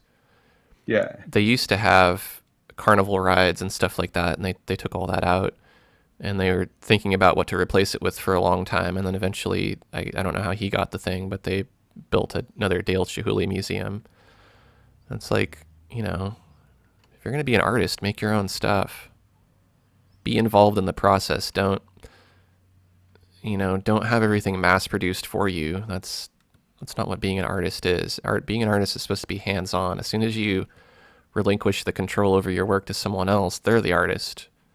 And if you're taking credit for some other artist's work, even if it's your idea, they actually assembled it. So I feel like that's kind of exploiting people. but see, they disagree with us. But I mean, I feel the same way. I mean, it's just like it's just not real anymore. And I just think, what's the point in it? Yeah. Well, he's pretty popular, but I don't like him. Hmm. I just find that this kind of stuff just doesn't impress me. I know it doesn't. I know it impresses a lot of other people, but I'm just kind of left cold by it. I'm more impressed by somebody's actual unmistakable talent, and for me, that just comes out of art, not the idea. Yeah. Because anybody can have an idea of drawing something. It's like anybody can imagine this picture that I'm drawing, but can they draw it? No, that's different. Mm-hmm. It's like I can imagine an awesome film, but can I make that film? No, Your version of Ghostbusters 3 will never exist. sadly, no. Sadly, nobody else's version of Ghostbusters 3 will exist. Yeah. Killed the franchise. Yeah, well, I think it died on its own by not having been tended to for a long time. Well, they didn't. The original casts, a few of them said that they didn't want to do it. Well, in some ways, it's probably for the better. If something was good enough, there's no need to keep adding to it. More often than not, you end up kind of diluting it in a way. Well, Bill Murray said he didn't like the second one. So if he didn't like it and didn't want to do another one, then fair enough. Yeah. I had heard that they were gonna do another one after I forget the actor's name Harold after he had Ramis. passed, Yeah. and obviously that was the one they ended up making. Now I thought this was because they decided to all club together and make it in his memory, kind of thing. Mm-hmm. Could But be. obviously that was very, very wrong. Yeah.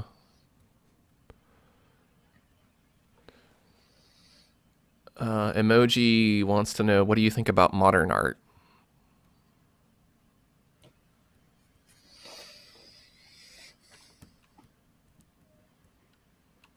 Um, Do you mean like modern abstract expressionism specifically, or just anything contemporary? Maybe you can clarify, emoji.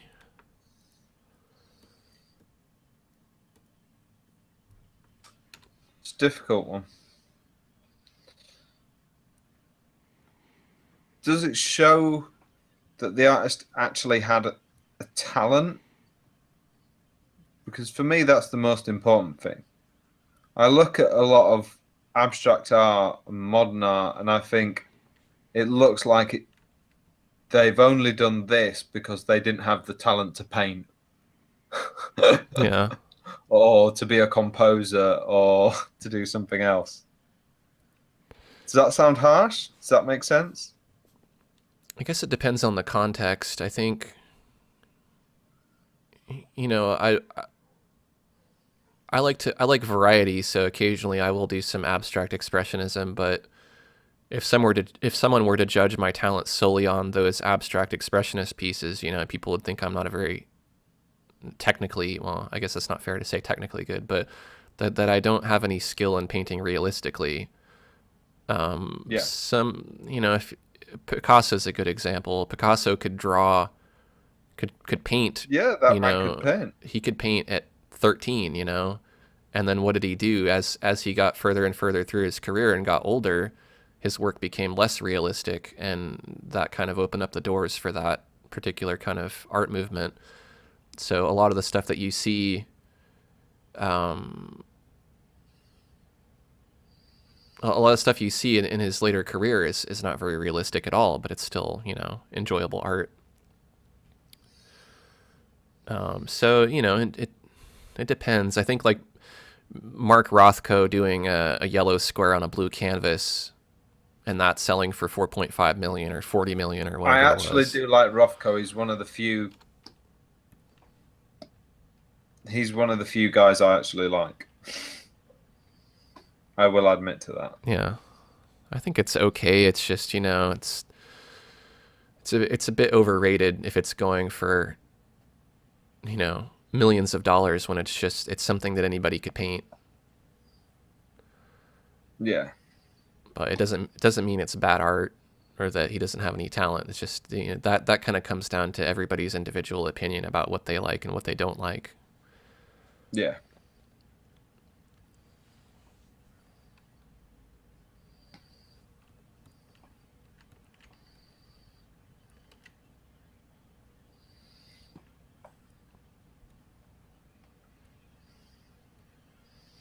No, I think that's fair enough.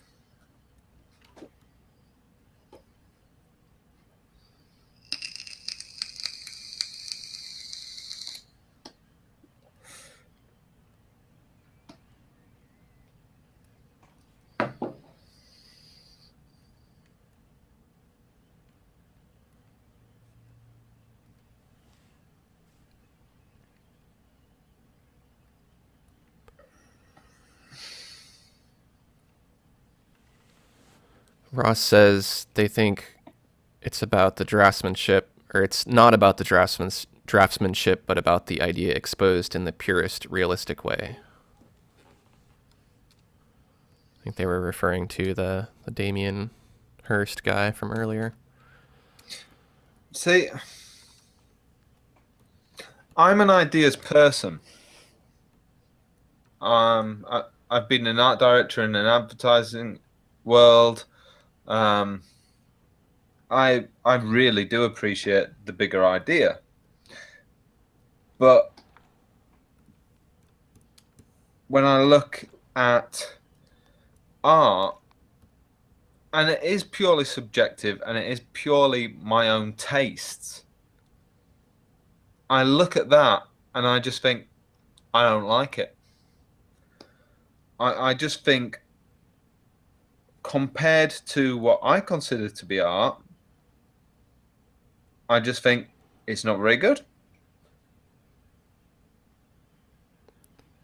Yeah, and I guess that's the good thing about art is it's so versatile that there's always going to be something that people like and something that people don't like.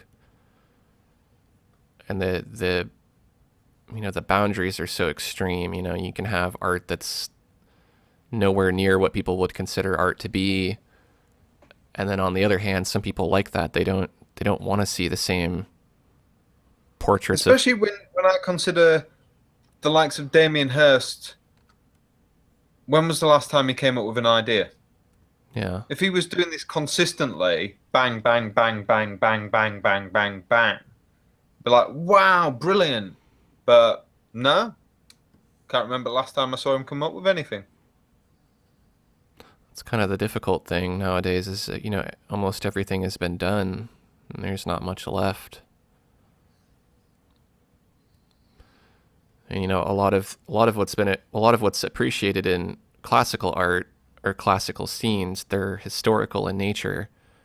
If you try to make that same kind of pastoral or, and a lot of them were religious too, so if you try to come up with that same feeling nowadays, and you're drawing stuff from real life, what's going on, it almost doesn't have the same impact that, something classical does. That's depicting an old story or Yeah. a figure from history or, an event. So it's kind of hard, like if you want to paint the same subject matter in a way, but a more contemporary version of it, what are you painting? Like people on their iPads and, stuff that's in the news. All that stuff probably won't be as, as popular until 100, 200 years, 1,000 years from now. People might be able to look back on something that's really mundane almost, that's not even like, you look at it now and you're like, oh, okay, I've seen that before. But people might look at it 100 or 200 years later and, like your hipster painting there, people might not know what hipsters are, and then all of a sudden hipster art could be really popular, classical hipster art. No, I brought back the hipster. Yeah. People start dressing like hipsters again. Well, it's fashion. No, don't dress like hipsters. Fashion is cyclical, so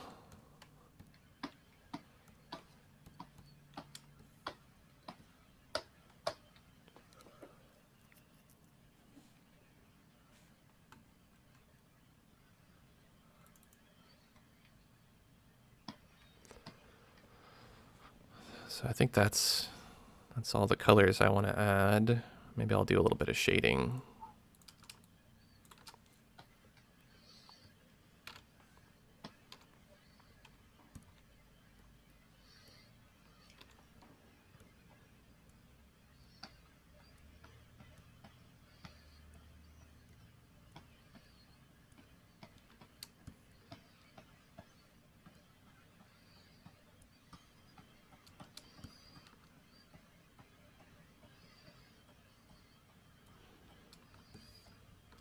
Adding some stars in the background.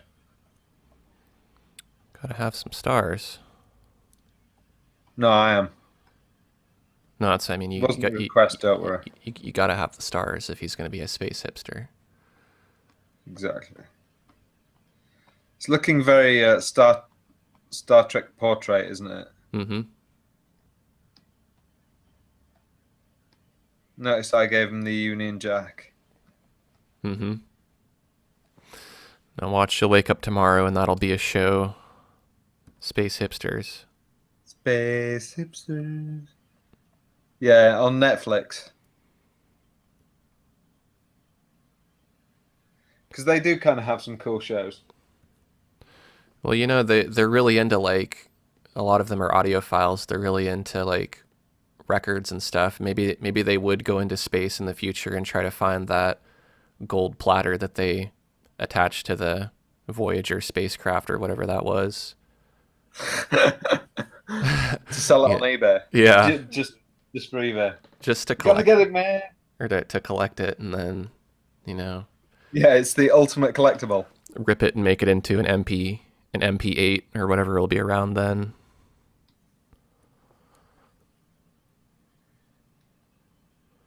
They'll make it into an OGG Vorbis because that'll still be a relevant format. No, they'd probably want to put it on mini disc Yeah. Oh, that's true. because they're retro. Or cassette. Yeah, yeah. Mary McCarthy wants to know, Lawrence, will you draw Bonnie Charlie? I think she probably means you. I don't know who Bonnie Charlie is. Aaron, it's time to roll out the big guns. I don't know who anybody is anymore. Aaron, What's that? are you looking at my screen? Oh, you're Lawrence can draw. Are you? I thought I was Lawrence.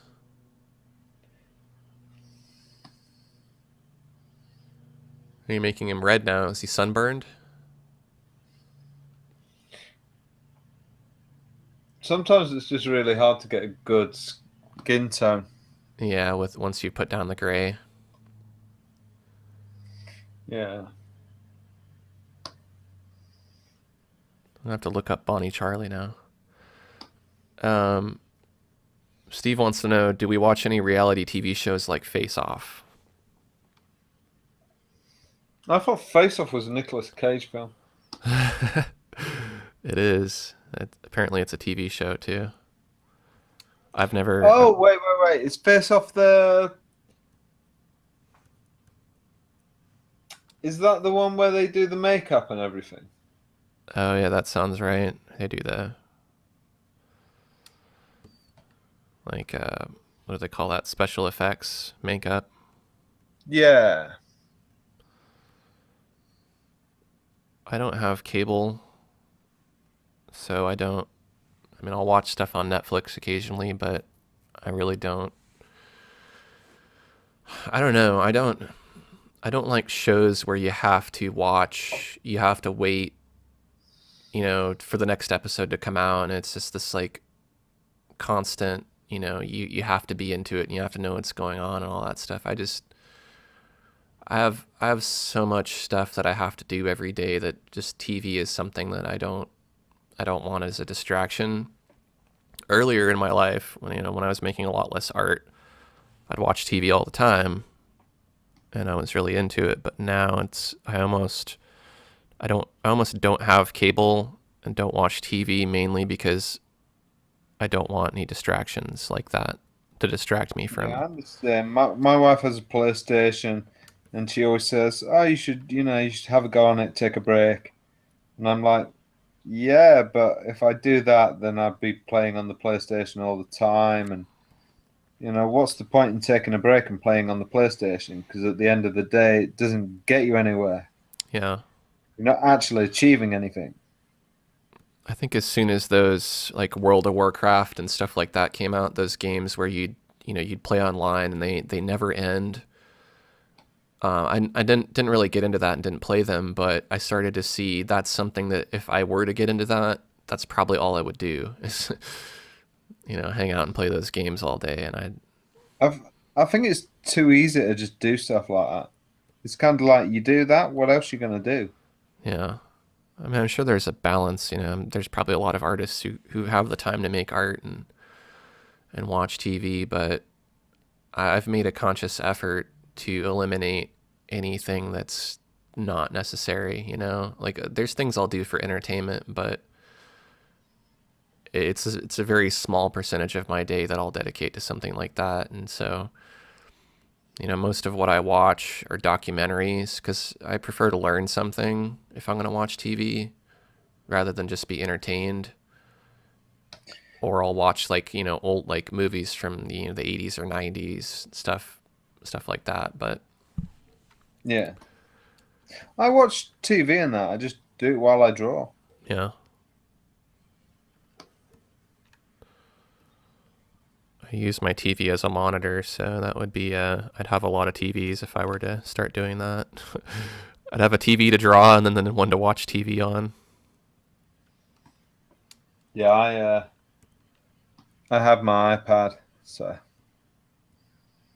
it's the only thing it's really good for. You can't really draw on an iPad or anything, so Yeah, I had one for a little while, and an iPad too, and I look back on the drawings that I did on it, and I got some decent stuff done. But just to think about how hard it was to do, it was a lot of effort. yeah. And Who was it that we had on that time that was really good on the iPad?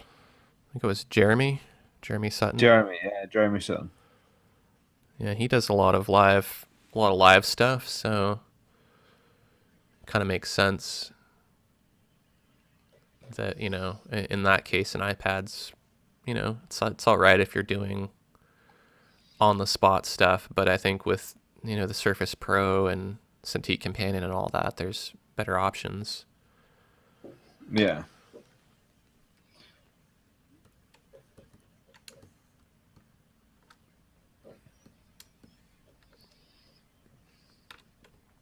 To me, it just feels like finger painting all the time. Yeah, it is. It's challenging,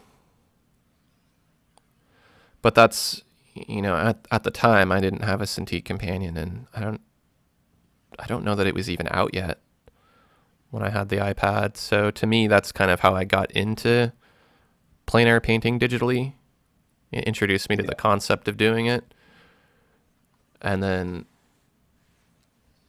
once I think I got a Surface Pro 2, and I used that for a little while until I got the Cintiq Companion, and then that's all I use now.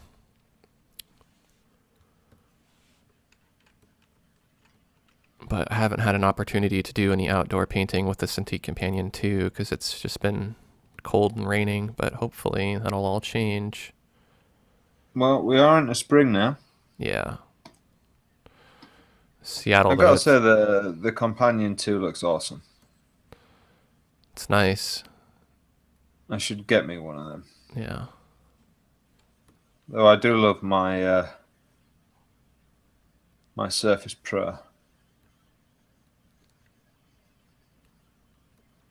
I was hoping for a Surface Book. Yeah, it could happen. It could.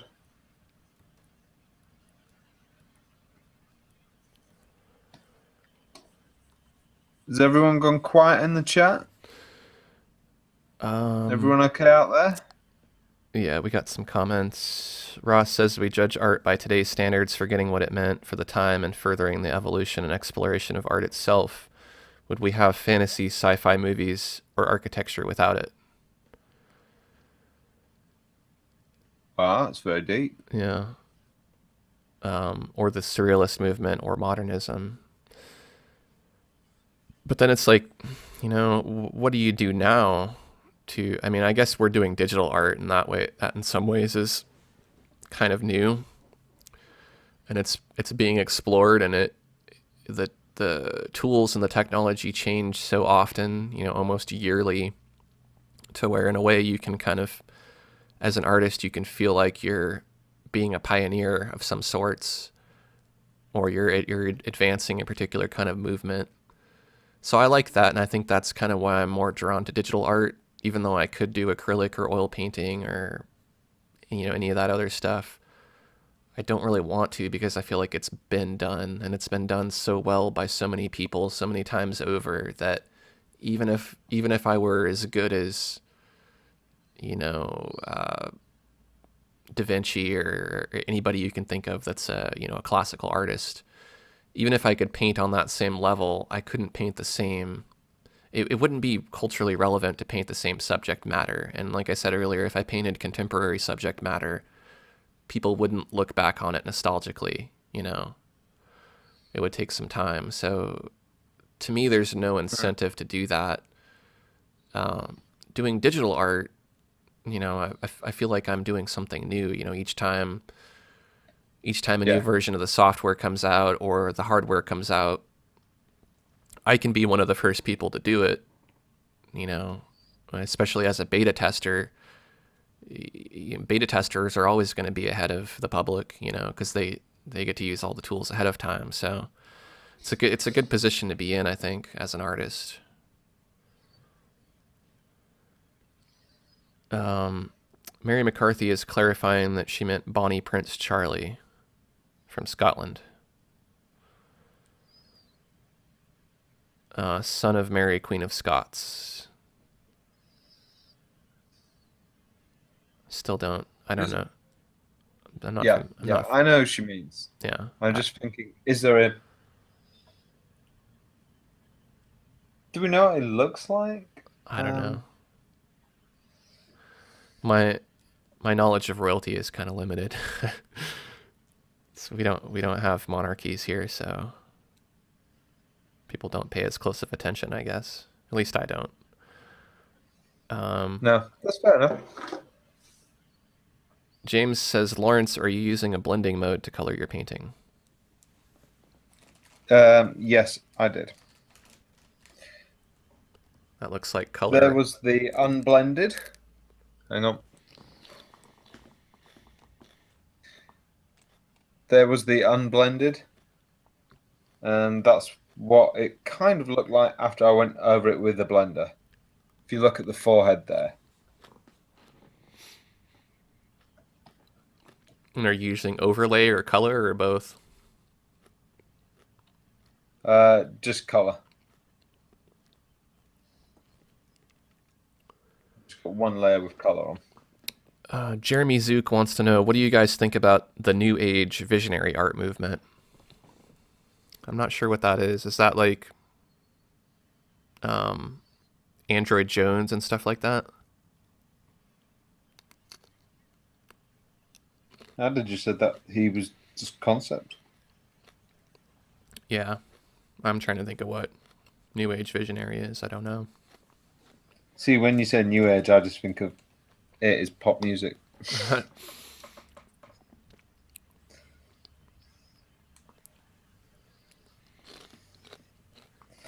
Um, Maybe it's just the fact that I'm. Is it more the fact that, us as digital artists, we don't pay too much attention to the art world in general? Could be.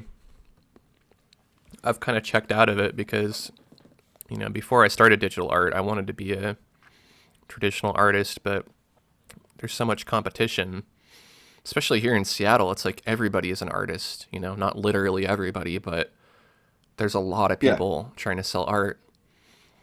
And what happens is either you got to be one of those people that's like so well known that everybody buys your work just because they know who you are, which, you know, I wouldn't. I don't know if I'd want to be that artist. You know, it's like people just know about me and care about me simply because I'm the only name that they can rattle off. You know, yeah. there's there's too much competition, and then how much money do you know? And unless you're selling stuff in galleries, it's hard to make money off of prints. I mean, you know, you're making dollars, you know, off of prints. And that's just not an effective way for me to spend my time because I've done that. I've gone around to galleries and cafes and gone to art walks and sold art off of the street, you know, but you don't make that much money. I've kind of come to the point to where I realize teaching people how to make art, getting people interested in it, you know, being an art evangelist is way more profitable than actually selling prints or doing commissions, you know. To the point to where I don't put any effort into really selling prints, and I don't even really advertise for commissions. I'm sure I could get commissions, but I don't I don't want the stress of having to deal with making other people happy, you know, and like making something that other people are gonna like. I'd rather just make Yeah. whatever I feel like doing, you know, be it tutorials or courses, and if people want to buy it, they want to buy it, and if not, then, you know, it's no big deal. But yeah, I think I've really kind of moved away from the traditional model of what it means to be an artist because I realized that it's not it's not really relevant anymore. You know, art's going in a new direction, and I'd rather be at the top of that game than at the bottom of the old game. You know. I think as well, um, digital artists feel ignored by traditional media Yeah. because we have been kind of shut out. You know, if you try and sell your art in a gallery as a digital artist, you just you just get told to go away. Yeah. Galleries and traditional artists seem to have a real problem with digital art. They don't view digital art as being real art.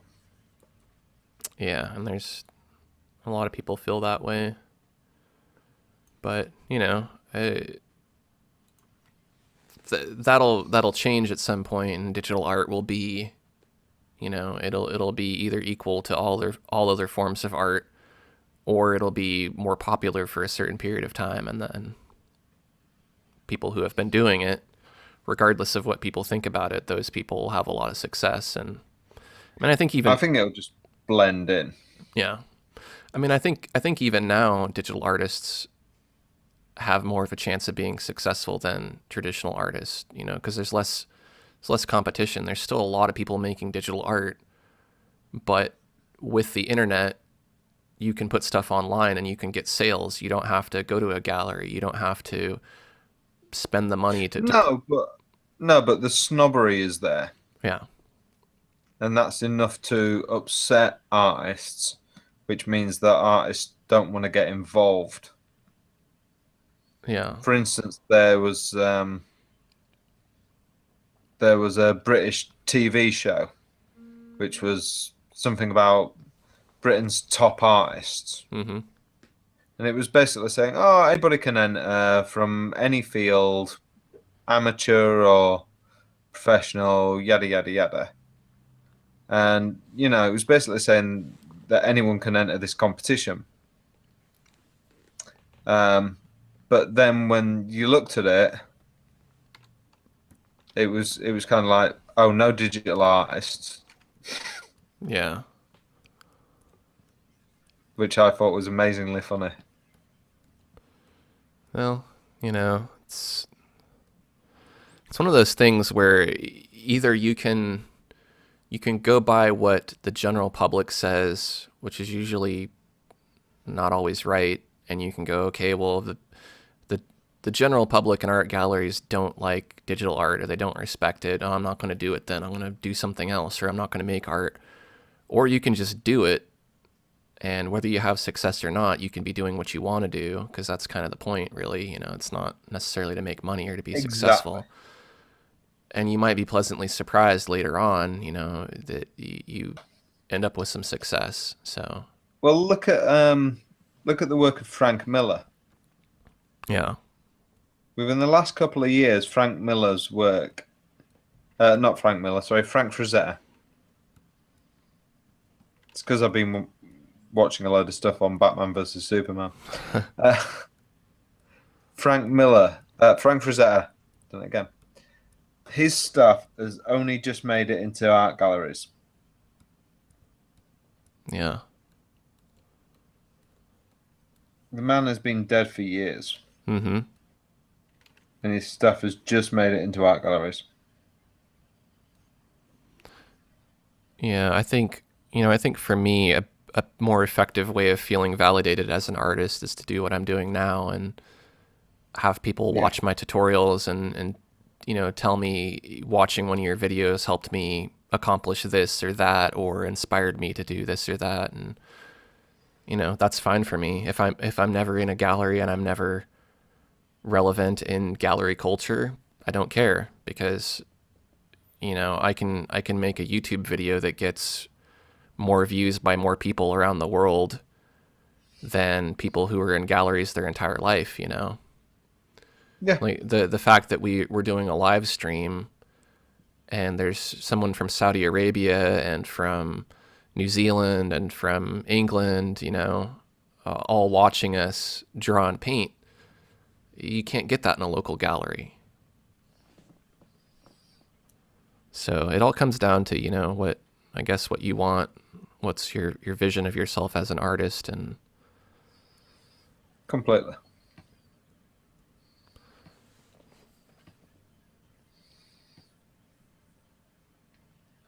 But things will change over time. yeah, got some good comments here from people on what they think about digital art. Some people like it and some people don't, apparently. I'm Some not. people don't like digital art. Oh, that's the sentiment I'm getting out of it, but maybe I'm reading that wrong. You're watching the wrong live stream.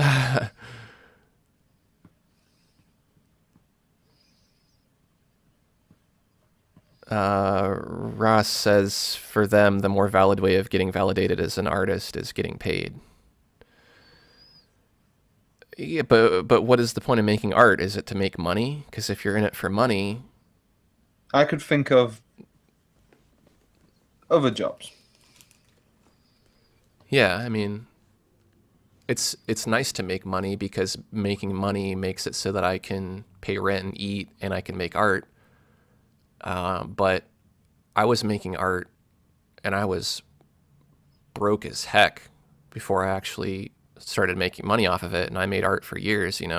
Been making art ever since I could pick up a crayon. And for most of my life, 20, 25 years or so, I made absolutely nothing off of it. But it didn't stop me. And it Yeah. didn't mean that I wasn't valid as an artist, because, before I was making money, plenty of people liked my work. And now that I do make money, it allows me to kind of expand, but it's not my ultimate goal. Even if I stopped making money and nobody watched my YouTube channel, and No, but there it's is a point to the validation from money, which is to say that being paid means that being a profitable artist means that you can that other people appreciate your work to a standard. but people will buy stuff, anybody can set up an Etsy page and their friends will buy their artwork and their family will buy it, even if they never put it up. Or you could have, you could have zero talent at all and paint a yellow circle on a white canvas and make money off of that. Or you could be so good that you can paint anything photorealistically without a reference photo and be such a badass but not sell anything because you're not a good business person and you don't know how to sell your work. So I think money is a byproduct of art. You're going to make art and people are, whether you want to sell it or not, people are going to offer you money for it. But I don't think I personally need to sell art to feel validated. I'm sure at some point I felt that way, and that before I actually ever made any money off of art, that's what I wanted. But now that I do it, and I do it for, I've thought more in depth about why I do it now, and I think having the YouTube channel has helped me realize that what I really want to do isn't necessarily to make a bunch of money. It's to feel like I'm doing something and I'm contributing something to the arts community or to society in general. And then in some ways I'll have a legacy, If I die tomorrow, my YouTube channel will still be around for decades, Assuming that people don't take it down or squabble over the money that results from it, But yeah, I don't want it to Well, I be was going to say, it might be a case that if you don't access your channel within a certain number of days, it just disappears. Could be. Yeah, be good to know what happens with that. But I don't know, because there are some like famous YouTubers have died and that, so yeah, that's true. I don't know if their channels are still up or not. We had a question in Photoshop: which tool is used for blending? When was the mixer brush introduced? What version do you know? Is it CS6? I would think so, or it was one of the CC updates. Yeah, So I'm sure it was before CC though. I'm sure it was CS6. yeah. If you don't have the mixer brush, you could use the smudge brush. That, I guess it doesn't really blend, but it kind of smudges. But I don't know besides that there is a way to blend, really. No, but the way I used to do it before was just to use the color picker and soft brush. Just a standard soft brush. Yeah. Just kind of get a nice big soft brush and kind of just go in bit by bit and just do that. Yeah, you're using the opacity of the brush to blend as you're painting strokes. Yeah, and you just go in and do it bit by bit like that. Yeah. It's painful, it's slow, but that's how you did it for years. Mm-hmm. And to be honest, I still do that. Why? Because it's accurate. Mm-hmm. It's 10 times more accurate than any blender brush will ever be. You have precise control over it. I think And even though Painter has a buttload of blender brushes, I still do it in Painter as well. I like having the blenders. It just, for me, it's a more intuitive way of getting a transition. But I agree. But I mean, I will also use a lot of airbrushes in the same way, because it depends on what I'm doing, I guess. Like the object I'm painting or the transition I'm trying to achieve, because I will airbrush a lot of the time, because then I don't have to blend. Blending is almost an extra step. So I think for me, blending is more to achieve texture or to smooth out a transition that I've already created.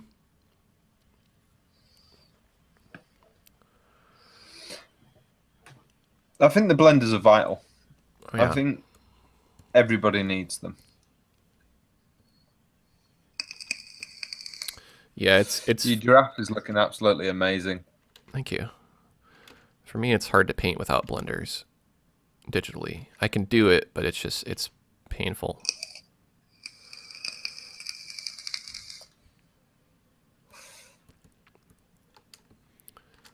Separate the mustache from the mouth a little bit there. I don't know what else to do to the giraffe. And I don't know that I have time to start something new. So we'll probably have to end this around 3 or 3:30. I was going to say, how long have we been going? I think we started about 12:30, so it's been a couple hours at least. Oh, yeah. So I'm just going to have a look how far. Right, that's how far mine's come from there to there. Mm-hmm. So it doesn't look like I've come too far at all. Well, it does, I think. The color really makes a difference in the background. I think you know how much time you're going to put into it total, so it doesn't seem like you made much progress, but I bet other people looking at it, it'd take them much longer to get that far. Anime Dragons is back. Welcome back. I don't know what else to do to this. I think maybe I'll save it. I'm going to take a quick bathroom break and come back and see if maybe I can draw something really fast with the last few minutes. Cool, no worries. So I'll be right back.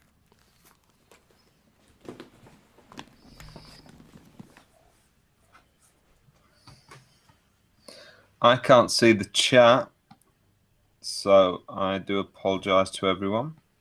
I never opened up my chat window, so I have no idea what anybody's saying behind my back here.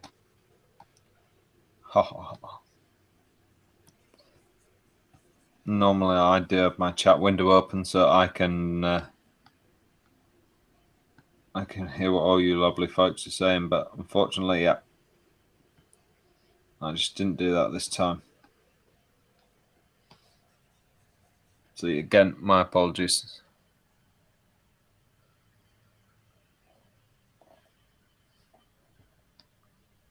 I was just using the burn tool there, but see, Aaron doesn't use his undo states. I have loads. I have like near to 100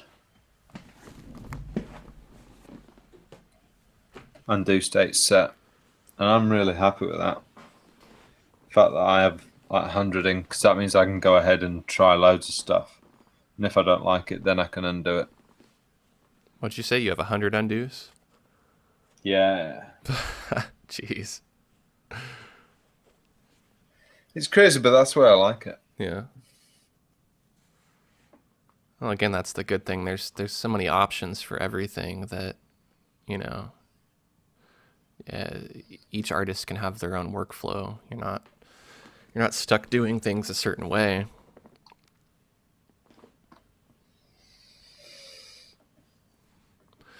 So if anybody has one more request, I'll try to do another quick little drawing. If not, then I'll just sit here and talk.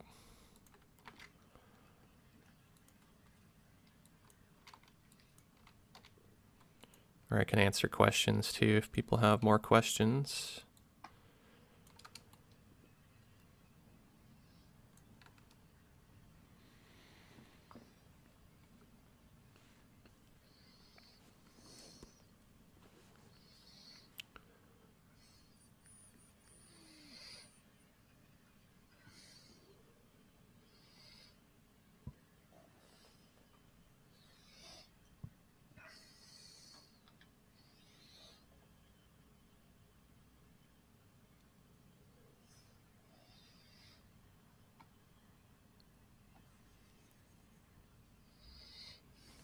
I'll read a comment here.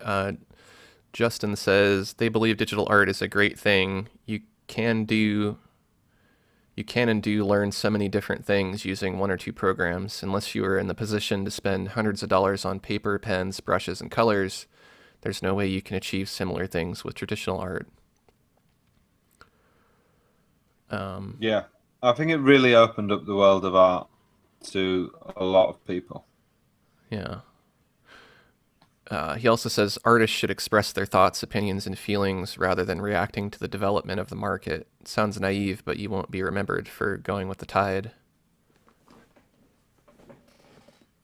I mean, you have to some degree, though.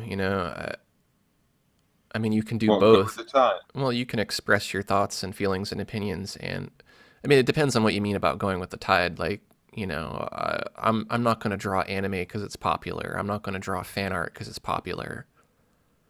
I'm gonna do, subject wise. I don't think anybody can really put a label on me and say that I do any one kind of art, because I don't.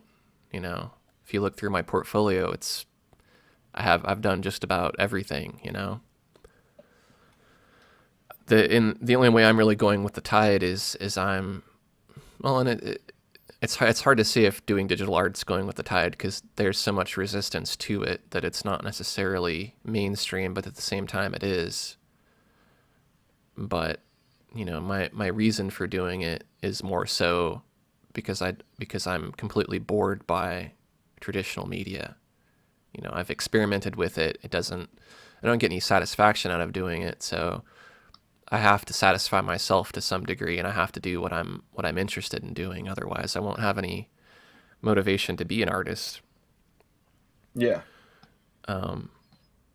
Expressing my thoughts, opinions, and feelings, I don't feel like I do that much of lately, because a lot of what I'm doing is educational. So there's only so many thoughts and feelings you can express in a landscape or in a still life. However, like, the Donald Trump painting, that's an expression of my thoughts and feelings. And I could have done that in acrylic. I could have done it in oil. I could have done it in ink. I could have done it digitally. And it would have looked basically the same. The vision I had in my head is what came out regardless of the medium. So, you Yeah. know, I think in the end, if you're getting all caught up in philosophy of art and what you should and shouldn't do, it's a big distraction. Honestly, I don't sit around and think about stuff like that. I don't look at articles and go, what's the next new thing? What should or shouldn't be doing? I I just make what I want to make. Whatever I I feel like. always got. I remember when I went to art college, to be honest, got bored with art history and you know, um, doing a lot of the more academic stuff behind it. Yeah, I don't want to do all that. I have a big thick artist book.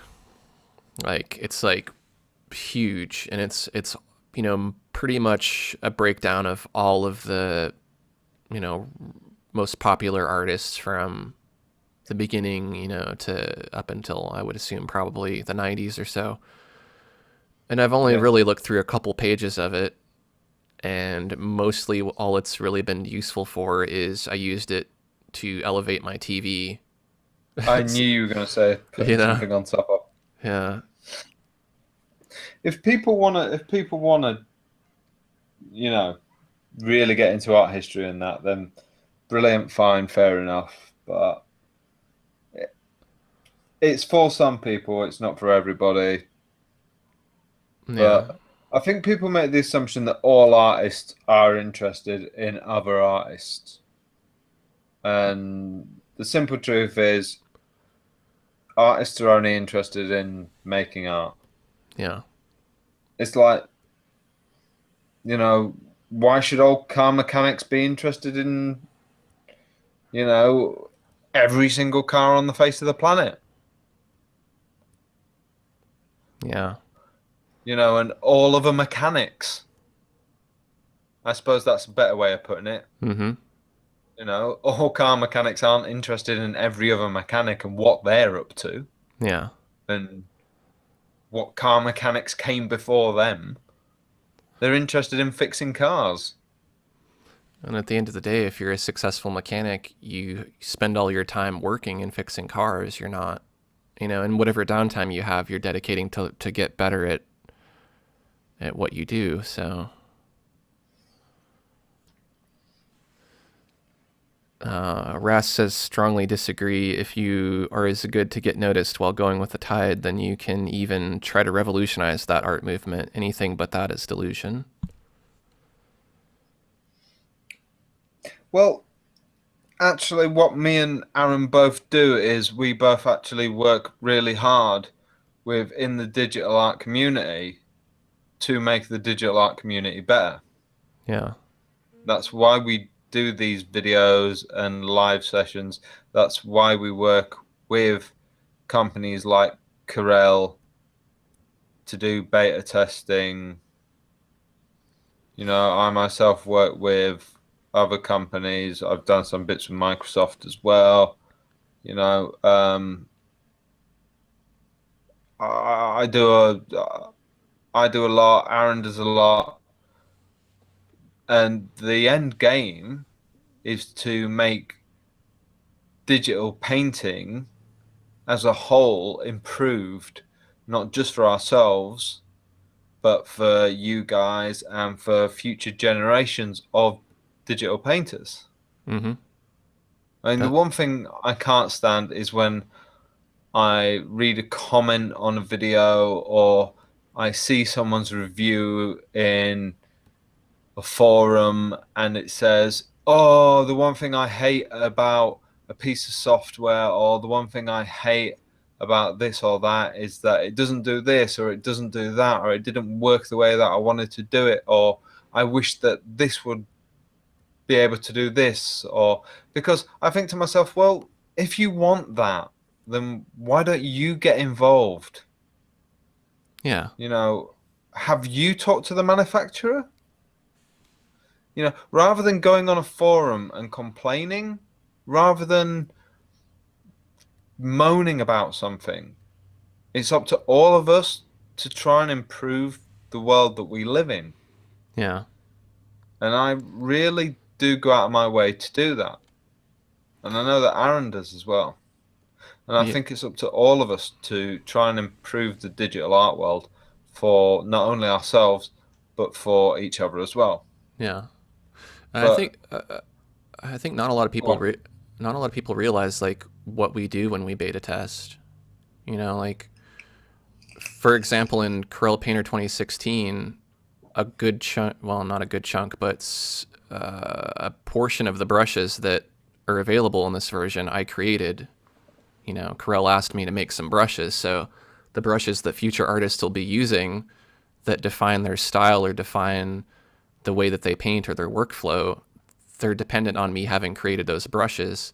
I didn't create those brushes for myself just to hoard and go, okay, these are my brushes, this is my style.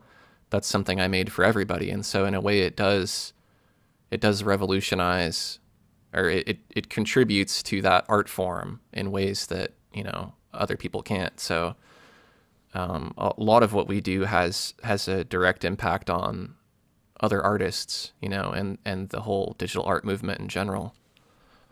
Even if you're not yeah. creating content, they ask us questions. They say, you know, what do you think about this layout? Or what do you think about doing this with these brushes? Or, you know, what features do you think we should add? And then when they release the software, it has all that stuff in it. So, you And we know, often suggest what we want in it, and you know, half the ideas come from us anyway in the first place. and a lot of my ideas are based on, you know, interaction that I have with students or comments from people, you know, and they, um,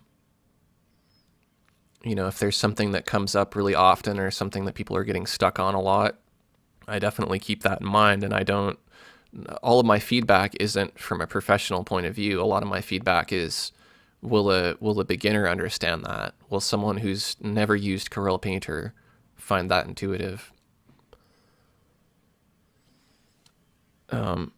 Anime Dragons wants to know, how long have you been doing digital art? How long's digital art been around for? About that long. Well, technically, I would say since the computer was invented. You know, was it considered art when the first computer, or when the first person to use a computer to make, you know, to make anything visual on a computer is technically art. The graphic designer, or the person who designed the graphics, you know, the save icon for Windows version 1 or the print icon, things like that. Those are art. And I'm sure it goes back to, computers that were just vacuum tubes. They probably had some sort of graphic. Was it considered art? And was it in a gallery? Probably not. But if you looked at it today, you could say that those things were the first digital art. The more contemporary digital art probably didn't come about until the 80s. For instance, Andy Warhol used some digital art programs on the Amiga. So, that's early digital art because he was actually an artist, a proper artist. For me, I got into it in the 2000s, I think. So, well, no, that's not true because I used Mario Paint and I used Kid Pix and stuff like that. So, Mario Paint, I forgot that existed. yeah, I used that a lot. I remember seeing that and going, "What is this travesty?" it was it was pretty fun. I mean, it was really hard to use to make art because you're using a mouse. But Well, yeah, but it was a toy. It wasn't meant to actually make art, was it? but if it weren't for Mario Paint, I might not be doing what I'm doing now. Mario Paint You introduced are me. kidding. It introduced me to graphics. It introduced me to making art. And introduced me to animation, to video, to audio creation, and all of those things. I learned on a fundamental level from Mario Paint. Wow. I can honestly say, without something like that, without growing up with something like that, I probably wouldn't. I might not be as interested in digital art now. I might not be as good as digital art or as good at digital painting as I, you know, if I hadn't been exposed to that.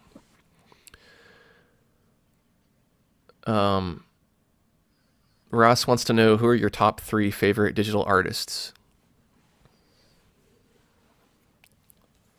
I would say Lawrence Mann, Aaron Rutten, and I have to Yeah, I'll think. go with that list. I have to think about that.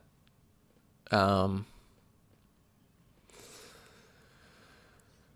because there's so many people that I admire for what they've done for the digital arts community, and that's why I like them. It doesn't necessarily mean that I find their art that appealing. So I don't know. It's I would say I could list quite a few, but I don't know if they're my favorite necessarily for one particular reason or another. I would say probably a lot of people I respect for what they do as artists rather than what they make specifically. I think that's a good answer. I mean, I don't really have like a top 10 even. I like pieces of art, but I'm really bad at even looking up who made it. Yeah. Do you know what I mean? Mm-hmm. Well, I'm really bad at names as well, so. as far as people I respect for what they've contributed, Jeremy Sutton, he does a lot of portraits and expressionism. He's one of the first people that one of the first digital artists that I heard about, and so I saw the success that he had having his own gallery and doing performance art for celebrities and at big events and stuff like that. And to me, that was really inspirational because I went, oh, okay, digital art is something that's becoming more mainstream to the point to where a digital artist can go out and do what a traditional artist can't do. You know what I mean? So Yeah. he would be on my list. Skip Allen does primarily digital watercolor, and Yeah. you could probably attribute a lot of the advances in not only Corel Painter in general, but specifically digital watercolor to Skip Allen. And this guy answers tons of questions every day, helps people all the time. He's retired, he's probably in his 80s or so, and he doesn't do it for money. He does it just to be a nice guy and just to help people, and that's really respectable too.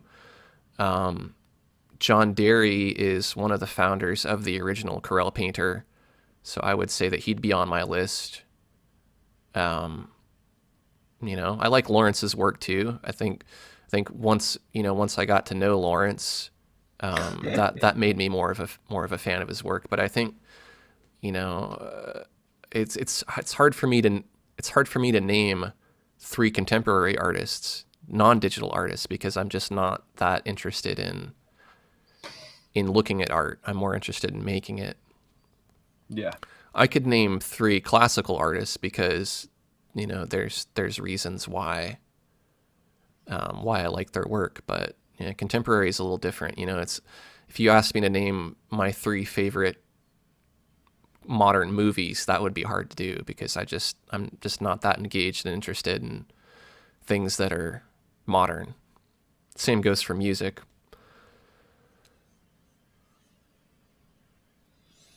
There's a lot that I could name. If you said name three big major artists, I could say Android Jones, Jason Seiler. Well, yeah, we could say Torrin. I like Torrin Thomas's work. Yeah. His work's No. pretty good. But I could rattle off a bunch of names just to prove that I know names of people. But do I like But their yeah, work? yes, Not would they be necessarily. your favorites? No, they're the most well known artists that I can list. Yeah. No, that's fair enough. Ross says for them it's Justin Sweet, Brad Ringy, and Dave Raposa. Never heard of any of those guys, but No, Raposa's work is real nice. But yeah, for me, it's like I like to look at people's work, but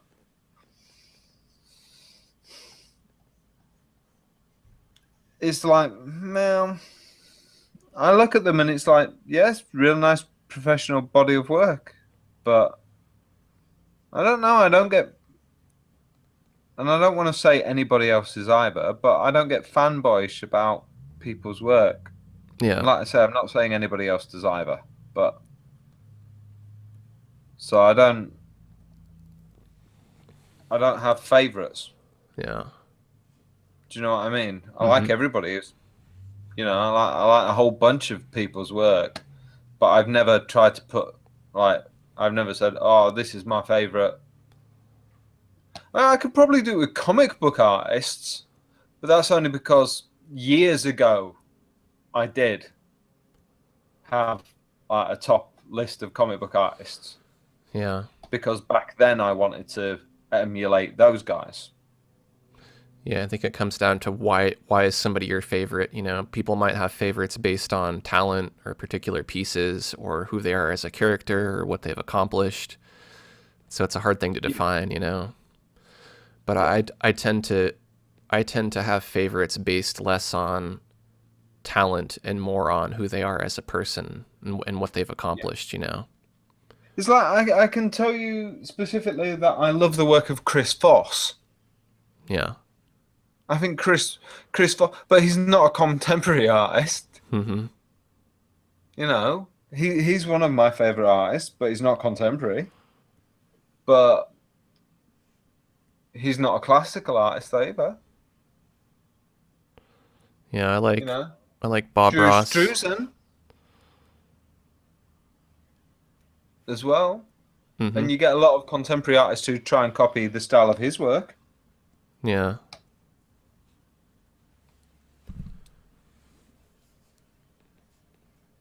But that's probably because I have like childhood connections to their work. Yeah. That makes sense.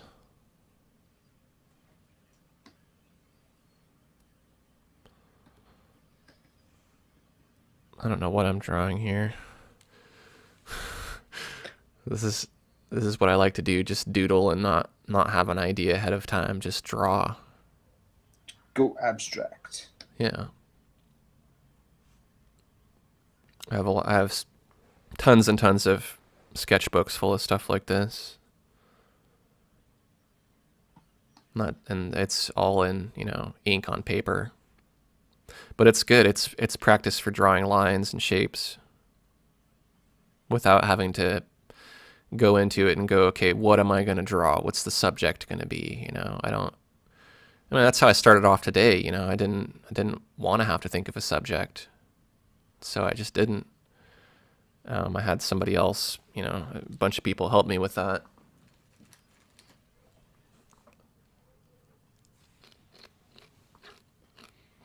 Anime Dragons has to go take a shower. See you later, Anime. Thanks for See coming you back later, mate. twice.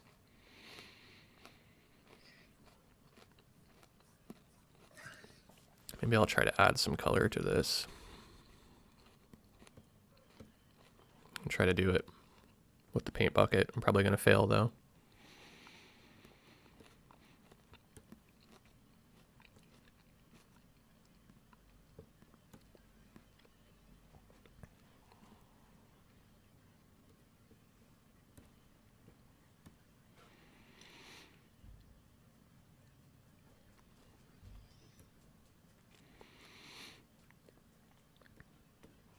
No, actually.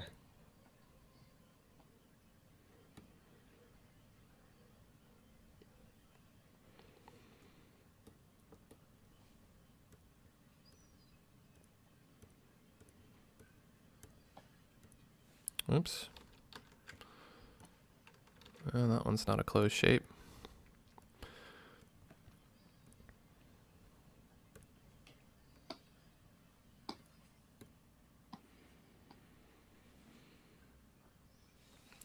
Rasputin says, "What are you eating?" Sugar snap peas. Oh, I couldn't even hear you. I'm trying not to crunch near the mic. You must have it turned up ultra loud. Nom, nom, nom, nom. Right, that's it. It's mini cheddar time. Just taking out the crisps. Nom.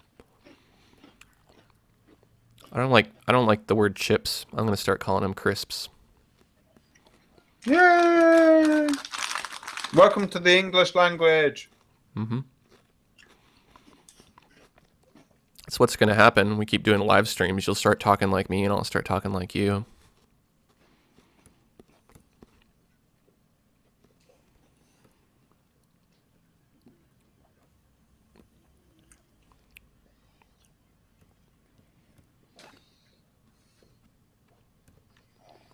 Gotta have some snackage to get through the live streams. And water. I have 2 cups of coffee. 2, like, you've had total, or you're double fisting 2 things of coffee at the same time?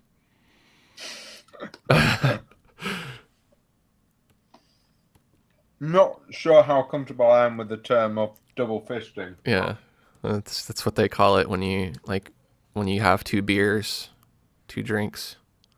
Yeah, we use that term for something else. Yeah, I'm sure you do.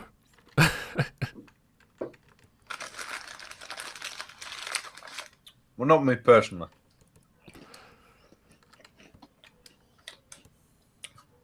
It is after 10. It's not a family show anymore. No. Well, it's it's not 10 here, but I don't think anybody watching is. And I think anybody who's watching knows us well enough to know that we say some off-color things sometimes. So no, this was never a family show. No, it's not. I don't really have. I mean, we probably both don't have a whole lot of viewers that are really younger. I think my demographic, according to YouTube, is like 18 to 30 something, 36. I think your demographic is the same as mine, but slightly older. Yeah. Well, I think YouTube in general is pretty skewed towards people close to our age. I mean, I know there's a lot of young people on YouTube, but I don't. Yeah. I think I'm too old and boring for most of them. So You're younger than me. how old are you? 36? 35. 35. Yeah, I'm 33. Oh, I remember when I used to be able to say that. Well, I remember when I was in my 20s, I didn't want to be 30. I was like, oh, it's going to be so terrible. I'll be old. And then my 30s have been way better than my 20s. And like my 20s, it's like struggling to be an artist and to pay rent and to, to get anything done and to figure out what I want to do in life. And then my 30s, that's when it all came together. And It didn't bother me for 1 second hitting 30. Didn't bother me. Ross has a good suggestion. He says that we should do weekly live streams like this. We hadn't really thought of that. It's a good idea. Being sarcastic because I think we do a live stream, not every week, but a It's few. like every couple of weeks. Yeah, sometimes they're once a week. I mean, when the last one we did was last week, wasn't it? Yeah. What it all comes down to, Ross, is I'm a dad now. So basically, it's just because this is kind of late at night now. So it's whenever I'm kind of allowed to do them. Yeah, yeah. It's hard for us because we're in different countries, so it's opposite day or night depending on the time of day for one of us. So it is kind of hard to find a time of day that works, and then a time of day that people will actually watch too. Yeah. Justin wants to know if we've ever tried spray paint art. What do you mean, like real go out graffiti? Probably just art with spray cans. I know there was Yeah, when I was about 16, 17. But I didn't like the lack of control from the nozzle. Yeah. I wanted a finer line, and I don't think I understood how to do it back then. So I was kind of like, nah, this is crap. Well, they have all these special nozzles and cans nowadays that can do some pretty interesting stuff. And then there was Yeah, it didn't happen back then in like the kind of early 90s. Or at least I didn't know about them. So one of the masters, the Corel Painter masters that we had last year, Gear Duran. He was a pretty big, pretty well-known spray paint artist. I want to say like he even had like a product line of his own spray paint, but I could be wrong about that. Maybe it was just an endorsement that he did, but if he didn't, he should. yeah. I think I've not really dabbled in spray painting much other than like spray painting frames and stuff like that. Again, it's like Lawrence said, there's not enough control, or at least at the time when I could have experimented with it. It seemed a bit too messy. There's fumes. You got to shake the can up, And then I also kind of tend to associate it more with graffiti, which I don't really like, because around here it's like people tag everything, and it's just I don't have a problem with the art style of graffiti, but It's just where Aaron lives. Everyone just writes Fraser Crane lives all over the buildings. They do, or they just write their stupid name or something, and it's like they're not being respectful about it. They have places around here that they'll designate as places where people can spray paint. If it's an abandoned building, sometimes it becomes okay to spray paint it because they're going to tear it down. But then you go anywhere else and everything is tagged. People's fences, businesses, signs on the freeway. There's got to be someone's little name somewhere. And to me, it's just really disrespectful. It gives art a bad name. People would disagree and say that all art is expression, but No, I disagree with that. I'm a pretty open-minded person, and I'm fine with a lot of things that most people aren't. But for me, I'm just really sensitive about graffiti because I feel like it's someone wanting to get attention, but they're doing it in a way that's, what if it was your business that you owned, and every month you have to repaint the side of your building? That costs you money. It's irritating, and that this kids who do that stuff, they don't think about that, or they don't care because they don't own property. And when they get older, someone's going to spray paint their fence and they're going to be irritated about it. They're not going to go, oh, that's a cool tag. They're going to be like, little expletive. Um, Steve says, have you seen the new virtual reality art stuff, Tilt Brush? I haven't. Is that part of The Oculus stuff. well, yeah, what was that? Well, they got the Oculus now, and Microsoft has the HoloLens, and then there's that motion tracker thing. I can't remember what it's called. It's a little camera that tracks your fingers. They had some stuff. Yeah, the little disc stuff. Yeah. I think it's gonna be a new gimmick, but are people gonna want to do it? Like there's traditional artists that say digital art isn't hands-on enough for them and it's not messy enough. I have a feeling that that's going to be me in regards to virtual reality. I'm going to want to hold a pen and put it on a screen. I agree in a way, but I always said that with regards to three-dimensional art, 3D Mm-hmm. sculpting and that, Yeah. I always said that when they bring 3D sculpting to VR, that's when it will really take off again Yeah. for 2D artists. It's for sculpting. It's hard because like I've tried to get into that. It's hard to do because you can't touch it. And maybe in some ways that's easier to deal with. But I guess one could argue that digital art on the side of the screen that you can't interface with, the interface itself is virtual. The paint's virtual. It's not real. So in some ways, we're kind of half doing virtual reality art. But then it's taking those tools, the pen and things like that, and making that non-tangible. So I can't knock it till I try it. I'd have to try it, and who knows? I might like it, and that might be what I do. But I have a feeling that just like with movies and video games, it's gonna be a gimmick.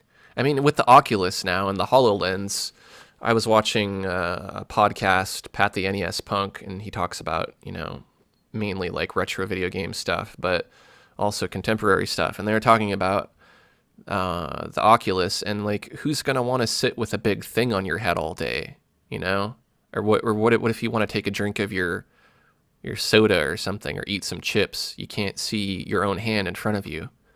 So if that's how it has to be with art, if Microsoft or whoever sent me a virtual reality headset and set me up with some software, I'd give it a try. But honestly, I wouldn't want to put that thing on and wear it all day.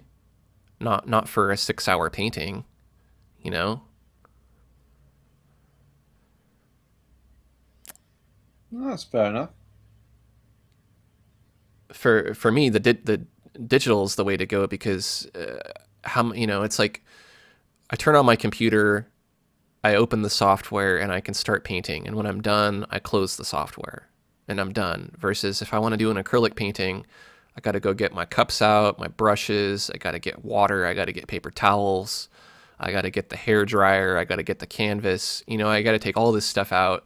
Then I have to clean up and wash all the brushes, put everything away, and then start over again when I want to make a painting. So for me, I want to have less. I want to have remember all those days. Yeah, I want to have less responsibility when I'm painting, not more. Mary McCarthy says she misses the guessing games. We should do another one of those soon. Yeah, we Guesses. will do another one real soon. Yeah, we're trying to have variety, like for ourselves and then for the people watching too. We don't want to do the same thing because we're probably both the same way. Like we go back and forth. We're like we do the guess a sketch thing a lot, and then it's like, well, people are just watching us draw a bunch of crappy doodles, and that's not very representative of our skill. We want people to know we can actually paint. Yeah. and then we do enough of these in a row, and it's like, for me at least, I'm like today, I'd almost in a way prefer to be drawing random words rather than trying to think of what to draw, because I'm just Yeah. not, I'm lacking inspiration today. But Well, it's we could nice. have done a guest sketch if we'd have, you know, Yeah, maybe next time. yeah. If we'd Uh, have both been like, oh, what should we do? I don't know. Then we might have done a guest sketch. hmm James says we can try and guess Aaron's painting. If you can guess what this is, I'll give you a prize.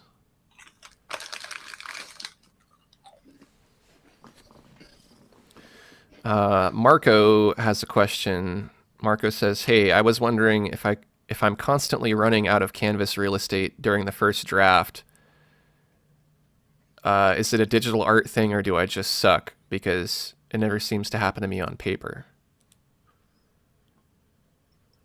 I would say when you're painting digitally, are you zoomed in all the way, or are you always able to see the outer edge of your canvas? Because if you're zoomed in all the way, you're not going to have a reference point to know where the edge is. When you're working on paper, you can always see the edge of the paper and you're always touching the edge of the paper, and so you know where that's at. Versus digitally, if you're all zoomed in constantly, you're going to start drawing and run out of space. However, digitally, if you do everything on a layer, you can just move it to the center, or you can resize it, or reshape it, or you can enlarge your canvas. So that shouldn't be an issue. But Yeah, I never find it to be an issue. I move mine around all the time. Like literally all the time. I'm always moving mine around. So yeah. don't worry about it. I wouldn't worry about it. I'd say there, the solutions I listed would probably be fine to fix any kind of issue of going off the canvas. It's also practice, maybe when you become a little more familiar with working digitally, you'll kind of drop those bad habits. I don't know if I'd even call them bad habits necessarily. Yeah, that was the wrong wording. Horrible, horrible, horrible habits. No. Um, it happens to everyone, so it's kind of, you start drawing and you don't think about the edges, and then all of a sudden you've gone off the edge of the canvas. I do that with lettering all the time, whether it's traditional or digital. I start doing the lettering and all of a sudden it doesn't fit. Oh no, that's just piss poor typography. Yeah. Yeah. Yeah, that's just wrong. uh, another another thing you could do is start with the composition phase and don't move forward with everything else until you've completed your composition. So what I mean by that is do a sketch and make sure that sketch fits on the screen, and then start shading or doing line work and things like that. Yeah. Um, Ross says Geiger was a great spray painter with airbrush stuff. I believe he was. Yep, but you do some crazy shit. Yeah. He wants to know if I've ever heard of Banksy. I've heard of Banksy. I think, again, that's kind of one of those. I Yep, that guy needs arresting. Yeah, he's overly hyped. I like Yeah. I like the whole anonymity thing, and he has a lot of good politically driven He's not messages. he's not anonymous though. He's got a gallery in London. I've been into it. Well, I mean, I don't know a whole lot about him, but I was under the impression that, The police could just walk in and arrest him. I mean, yeah, I'm sure he's not in the gallery, but if he's got a gallery, then chances are they've got his address. yeah. I was under the impression that like he does stuff covertly and people don't know, he doesn't take credit for it per se, but people know that it's his work. But Mm, that's my limited knowledge of him. yeah, maybe. Um, I'm not a fan of. I'm kind of. I just disagree with graffiti in principle. yeah. So We got a few guesses for my painting. Mary says frog fighting a snake in a swimming pool. I can see that. Uh, Someone's on acid tonight. pretty sure Mary hasn't done any acid. James says a happy exploding amoeba. That's pretty good too. And yellow snake laughing at two blue mushrooms in a bubble bath. Okay, someone's definitely dropped acid. Yeah. I can see the mushroom thing. Honestly, I don't know what it is myself, so Yeah. when I said I'd award a prize, I was kind of kidding. Um, I can't even just make up something.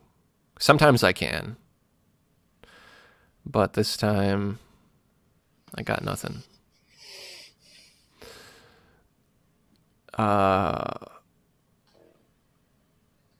Ross says you can do a plein air landscape painting with virtual reality, virtual traditional art. Ever thought of that? How would you see the landscape to paint it if you have a VR headset on and all you can see is the VR interface? And it seems like, to me at least, plein air painting is about being outside and looking around and like being in reality. If you don't want to be in reality, then you can sit in your studio and paint from a photo. So to me at least, I definitely wouldn't do virtual reality outside. That would kind of be like, it wouldn't make sense. But again, I'd have to try it. Marco says my painting is someone from The Simpsons tripping on LSD. Seems like there's a pretty good theme that this is something that you would not see in a sober state of mind.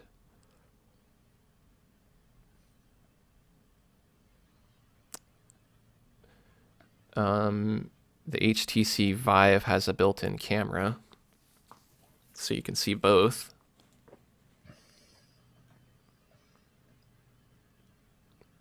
I feel like when I go outside with my Cintiq and I have it on the easel and I got my camera set up, I kind of feel like people are judging me. They're like, "What is all this crap that this guy has set up here?"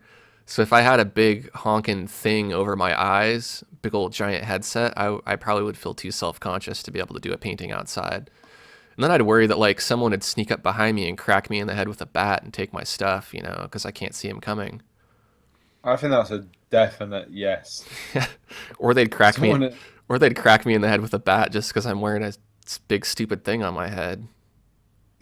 you just get robbed within 5 minutes Yeah.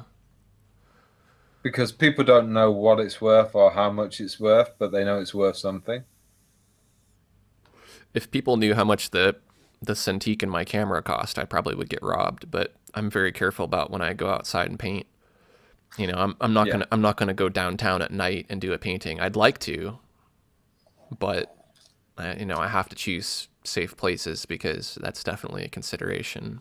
But Yeah, yeah. Well, I thought about doing videos outside myself, but it's kind of like, no.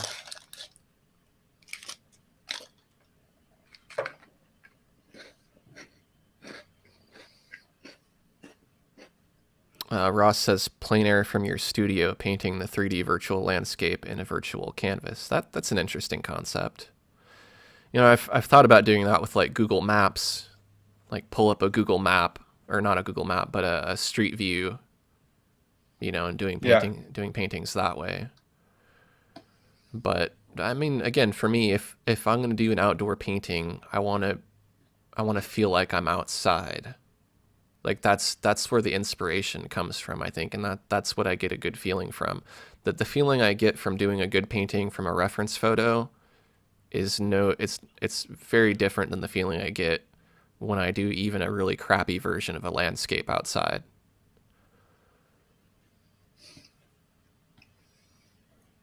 But yeah, that's definitely interesting to think about, doing a virtual plein air painting without leaving your home. And there's a lot of people, a lot of people are differently abled too. Some people can't go out and paint outside even if they wanted to. And so I think the more options that people have, the better. And I hope that's something that becomes more ubiquitous in digital art is art for people who have handicaps, you know?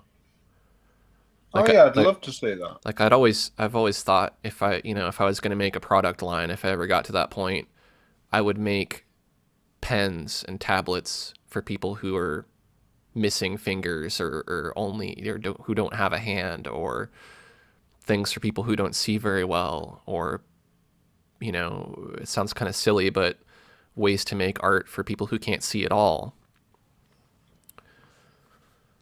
Because I think that, those people deserve to be able to make art as much as anyone else. So I'd like to see more emphasis on that. I know it's not catering to the mainstream body of You've artists. probably got. Oh, anime's back again. Talk about Yeah. dedication. He's probably just thinking that these guys still here. Mm-hmm. I felt that way sometimes watching a live stream, especially considering I that was I've going to say done. what our live stream. I think I've spent about a third of this live stream doing absolutely nothing other than talking. But you know what? People want to see me Is that a way draw. of telling me to shut up? No, no. I think Sorry, a way of telling me to stop drawing. I meant. no, no. You're good. I think we will have Just to. finished drawing already. Yeah, we probably should wrap it up in a few minutes, though. Gotta prepare for my meeting. It's this. I've told you about it, but other people probably haven't heard about it. I've been working on Oh, this. Been working on no, this. you didn't tell me about it actually, but yeah, I'm guessing it's the meeting with the normal client. Yeah, it's this book I've been illustrating for 3 years now. I thought originally when I agreed to do it that it was going to take months, and it's taken years, and it's still not. I just keep having to like do revisions after revisions after revisions, and it's going to be worth it because it's a book that is going to basically get distributed for free in Bangladesh to help diagnose, treat, and prevent clubfoot, which is not something that in the Western world people really have to deal with, because if you get clubfoot in America or in the UK or most countries, it gets corrected and it's not really a thing. But in Bangladesh, a lot of people have clubfoot and can't work and end up poor on the streets. So it's for a good cause. It's a lot of work, and I'm just I don't like having to redo work. I understand the necessity for it, but at the same time, I want to feel like I'm making progress, and it's kind of like one step forward, two steps back a lot of the time. Yeah, I get that. But when it's done, I'll feel good about it, I think.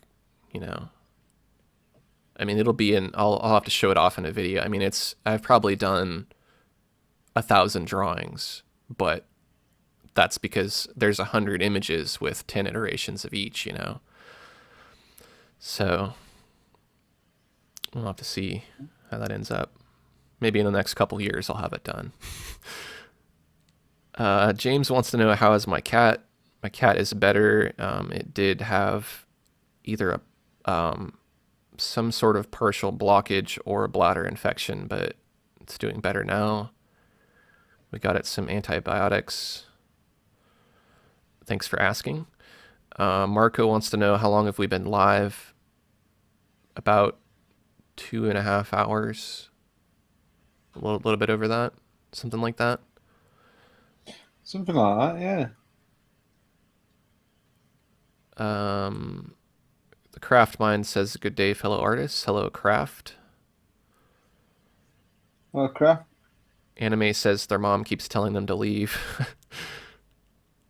Well, we'll be done here soon, and you'll be able to go do whatever.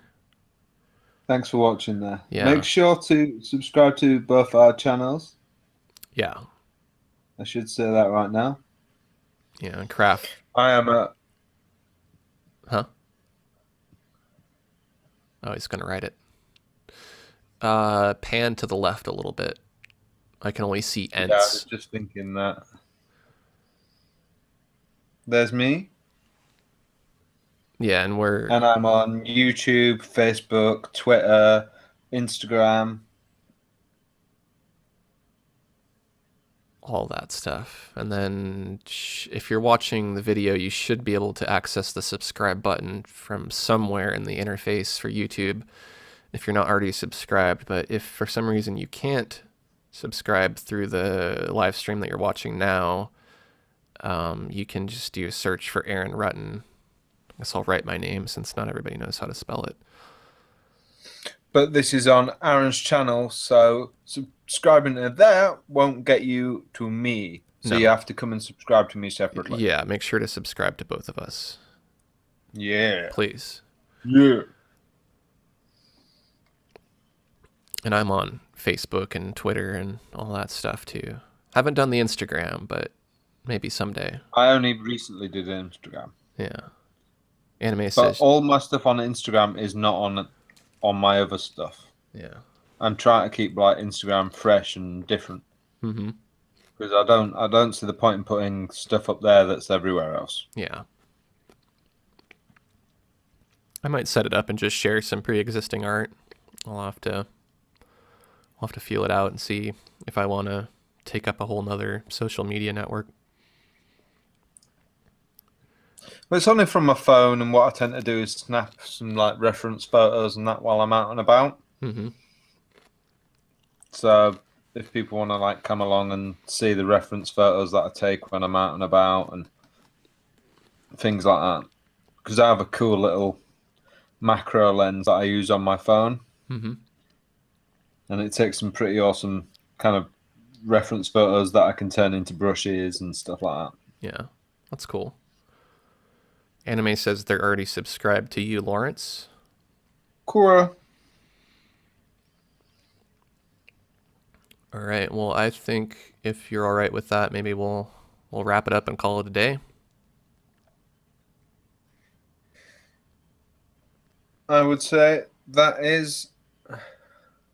You can stick a fork in it. Yeah, it's looking good. Is that middle of the frame? Yep. It's perfect. Cool. All right. Well, thanks everybody for joining us today, and thank you for subscribing to our channels and asking us questions and participating in our live stream. Indeedioso. We do try to do these weekly, every week or two. So, as long as you're following us on YouTube or Facebook or Twitter, you should get an update when we're going to do these live streams. They are, kind of spontaneous sometimes, so we don't always know when we're going to do them. But again, if you're subscribed on YouTube, you'll get a little update anytime that we're actually streaming, which is probably how you found this stream to begin with. So Exactly. all right. So enjoy the rest of your day or night, everybody, and we'll see you next time. Have a good one.